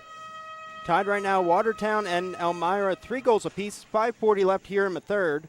We get the face-off to the right of Troy Passingham. The Enforcers go with that top line again. Stevens taking the face-off, and the Enforcers win it. Yarwood picks it up, and he goes back behind Passingham. Yarwood losing control of the puck, wraps it back around for Stevens. The Enforcers looking to get set back up on offense here with 5:30 left to go. They drop it back for Yarwood behind the net. The Enforcers getting set once again, killing more time. Now Timofeyev brings it up. He brings it up along the far side. Timofeyev along his bench, along the red line, going up to the blue line all alone. Timofeyev a shot, and that one goes over the net as John joins me back here in the booth. Thanks for covering for me, George, as once again the Wolves will start back out the other way and picking it back up. They try to move it out. Here comes Sherman. Unfortunately, we were unable to get that YouTube feed, so we will have video a little bit later on tonight as we clip that one back again. Here comes Devaney back the other way for the Watertown Wolves. Looking, waiting, firing, save by passing him again. As that puck will be moved back up, Kyler Matthews over to Kyle Stevens, but Stevens has some issues getting it out. Devaney picks it back up, throws it over the top of the net, and Cameron Yarwood tries to move it along. Going back for it, step on Timofeyev, trying to battle and move it out. Devaney and Timofeyev have been battling all night long. Timofeyev kicks it ahead, and Kalpuzos will go back to play. So puck dumped back down. As going back to pick it up is Kalpuzos back behind his own net. 4.5 minutes left to go. As we want to apologize to all of our great fans for keeping it tuned here on YouTube. We do apologize for the feed issues, but we will get you the video of the completion of this game after this one comes to an end. So our apologies yet again as Watertown breaks out the other way. Here comes Derek Boudreau. Ooh. He avoids the check but loses the puck as Michaelis looking, finds his man, Mafus, right back across, shot, and in front, and can't bury it past Pominville as Mafus and Harrison each had an opportunity there. Marker trying to break it out. Marker does have the tying goal for Watertown. Push back ahead as Kalpuzos starts in. Kalpuzos ties up with Glenn Patterson. Picked up and flipped ahead by Michaelis. Knocked back down there by Harrison. Harrison still with possession. Fires it across. He was looking for Jurich, but that one will be stolen by Coachman. Sent back along for Kalpuzos. Kalpuzos up to Marker. Marker over the blue line looking, waiting, still with possession. Fires and it's knocked back down. Puck is flipped back up. Port winds, fires off a leg, and here comes Andrew Harrison. Harrison one-on-one with Powell, fires over the top of the net. Harrison picks it back up again. Looking, he's got Michaelis in the slot. Waits, fires, and it's over the top of the net again. Jurich fires, and it's in the back of the net. Tyler Jurich.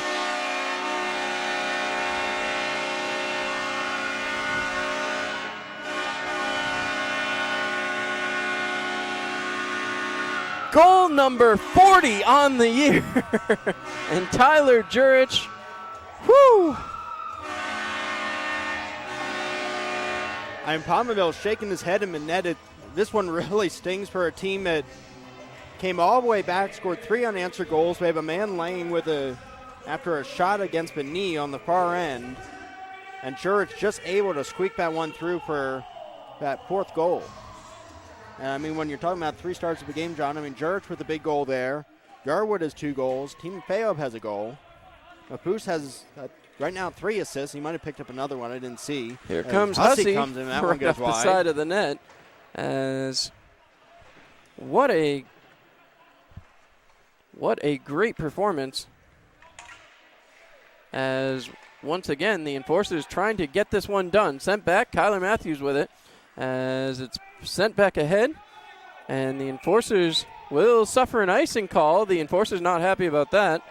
As once again, we want to apologize to all of our great fans on YouTube. I guess we're having technical issues. There was a shutdown at some point during the 3rd period here, so we will do our best to get that feed up to you shortly here after the game. But as of right now, that's the situation. So my apologies 100%. We will still bring you the audio at the end of this one as the faceoff won back there by Brendan Hussey after the controversial icing call. Yarwood moves it ahead to Tucker. Tucker trying to send it off the boards, but he's knocked down hard there. Ryan Marker has possession, fires it towards the front. Another shot, skick save by Passingham. As now again the Enforcers in there battling. Puck is flipped along. Sonstabo trying to get it in. And no, it's taken out by Dimitro Babenko. Babenko moving it ahead, trying to get around, fires over the top of the net. And Babenko's hooked from behind, and that will be a penalty. Oh, they're going to take them both as Babenko. He's going to get one for that as well. I know you're frustrated, but you finally get a power play opportunity. You don't need to kick the guy's stick to the other end of the ice. No, that's unfortunate, but Kalpuzos will take a seat. Babenko, he's being taken to the locker room here. Nope. So, hold on, what are they doing? Are they sending Babenko to the... He's coming back to the Now he is going back box. to the penalty box. Powell's still having a conversation. As Babenko... Someone just said he's out of here. That was Mafus saying that, I believe. So Mafus trying to get clarification as 2 minutes on the board for Watertown is all I see at the moment here, George. Interesting. I would think they're still trying to put them in. I'm trying to read this. As Mafus now skating. Hey, now 2 apiece. All right, 2 apiece. So Mafus is saying that the faceoff has to come all the way back towards the Watertown Wolves' end, which I don't disagree with. I mean, the initial penalty was on Watertown, and it occurred in their zone, so. Now Spencer Carter going to the box. I think Carter's going to serve Babenko's 2. I don't know what Babenko got. Explain it. Nope. Oh, nope, they're taking Carter out. All right, so I guess we're even up at 4-on-4 hockey here, George. So, face-off ready to be dropped. It's 4-on-4 hockey, 2 minutes with 2:27 to go. Mafus trying to push it ahead. He was looking for Timofeyev there, but once again, puck is pushed back behind the net. Mafus with possession. Looking as Mafus has his stick chopped at. Timofeyev was trying to chase it. And now again, picked up, moved along by Boudreau, who shoves it ahead. And back out the other way. Here comes the Watertown Wolves. Devaney drops there for Ryan Marker. Marker cuts into the offensive zone. Drop pass. Shot saved by Passingham. 2:03 to go. And the Enforcers, who are being outshot right now, are still holding on to a 1-goal lead. They are. You'd look at 3 goals allowed by Passingham, but he's stopped 35 shots. I mean, that's a good night's work if you stop 35 shots. Oh, 100%. As, again, the Enforcers still winning 4-3. 2:03 left to go here. As the puck is pushed ahead, moved back. Kyle Powell has possession. Fires it across. Hits off Timofeyev's skate. Powell picks it up again. Sent back down into the corner. Ryan Marker has possession. It's 4-on-4 right now, so a little bit different numbering here as this is deflected in front. Passingham shoves it ahead, and J.T. Walters will start out the other way, throwing it across for Mafus. Mafus sees Timofeyev. Timofeyev one-on-one with Kyle Powell. Across the front, fires a shot and a save by Pominville with 97 seconds left to go. I'm about to say 97 seconds now. You got to think, when do you start pulling Pominville, too? I mean, in my mind, the minute you get in the offensive zone, hold on, timeout going to be called here by Watertown. And so with that, that's probably exactly what they're going to discuss. They need to get some offensive zone time, George. But we'll step aside and be right back one final time here on Mixler.com. Enforcers are at home Thursday, March 12th, Friday, March 13th, and Saturday, March 14th. Thursday, March 12th, it's Dunkin' Donuts night. Friday, March 13th, it's Big Fox free t-shirt night. And Saturday, March 14th, free trading card set number 1 from Multimedia Service. That's Thursday, March 12th, Friday, March 13th, and Saturday, March 14th. Get your tickets early. Call 734-PA. All right, well, George, minute 37. Yeah. 97 seconds to go. 97 seconds left if the Enforcers can hold on here in the FPHL. Could be regular season by the time this one all gets sorted out. Yeah, I was about to say this might be a regular season finale for all we know. Hopefully not. Hopefully not, but right now with everything being held up. That's a perfect song. Oh, no, I thought this was Under Pressure for a second. Nope, Ice, Ice Baby. Oh, we don't want to ice the puck. We want to keep this game rolling. Hopefully get a conclusion. It does sound like Under Pressure, but first when it starts. Yeah, I think there was a lawsuit back there in the 90s that covered that very exact argument there, George. As Michaelis wins that one back. Yarwood has it. Yarwood drops back. Interesting move here as he sends back to J.T. Walters back in his own zone. And kill as much as you can. You definitely want to kill the time, but maybe I don't not know. Leave it in your zone. I was just going to say, you don't want to give them an extra opportunity as that one's moved out. As Tucker trying to get it up, he's got Michaelis ahead. Michaelis breaks in the offensive zone. Here comes Hudson Michaelis through, fires just wide. Michaelis trying to chase it back down. Still a minute 15 left to go as Marker pushes it ahead. Picked up there. Boudreau gets run into the boards, and Tucker has it. It looked like Pominville was trying to go. Boudreau has possession, has to wait for Marker to get onside. And here comes Pominville. Pominville goes to the bench, trying to poke check it along. There was Hudson Michaelis. Now it is poked along, picked off. Michaelis couldn't get possession. That could have closed it out. Yarwood's out. Hat trick watch. As Bogzeal circling around down there. Throws it across. Opportunity here for Powell. Moves it down low. Still looking for that perfect shot are the Watertown Wolves. Back to Joe Devaney. Devaney back up high to Kyle Powell. Powell across, fires. That one goes wide. Right over to Devaney. Passingham came way out of position on that. 30 seconds to go. Looking, firing, deflected, and saved by Troy Passingham. 26.4 to go, and the 4-on-4 is now over. 26.4 to go. It's going to be 6-on-5, George. And if you're head coach Brent Clark, no surprise here. You put out the guys who can really shovel things down. You look at it, Glenn Patterson, that's a huge body in front of the net.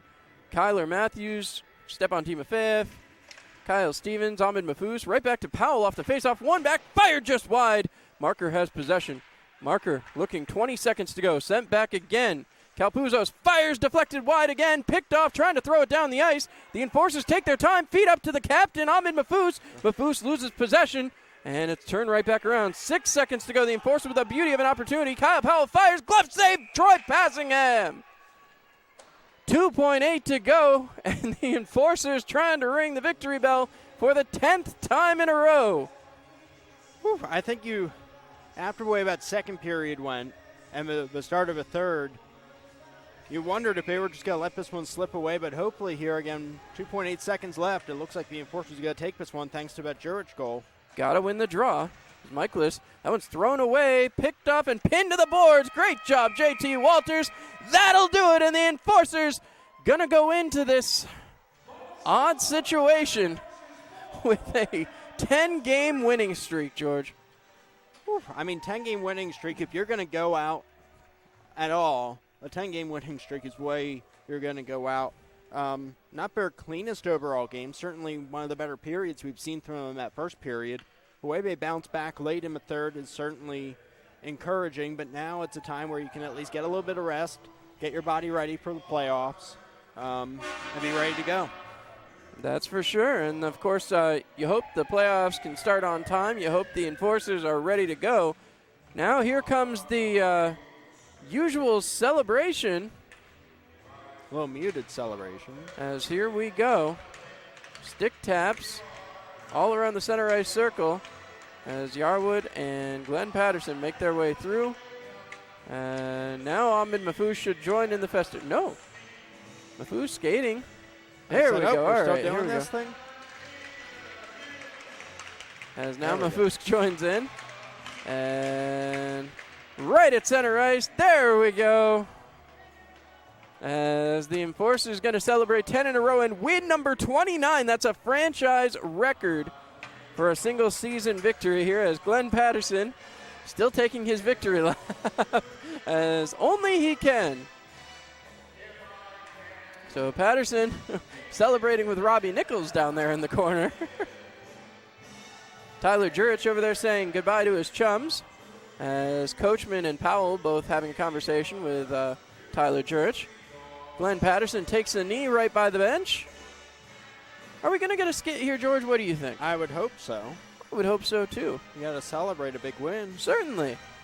As now again, this will be the final broadcast for at least the next 2 weeks as the Elmira Enforcers are wrapping things up here. A 4-3 victory, 10 in a row for the Elmira Enforcers. And, well, it just continues to get more and more interesting as Glenn Patterson, Kyle Stevens both take a knee. We should have the 3 stars of the game here momentarily.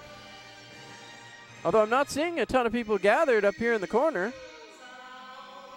So we'll see if anybody was there to gather them up. Kyle Stevens and Glenn Patterson are down there. Both have taken a knee. But you would think 3 stars of the game would be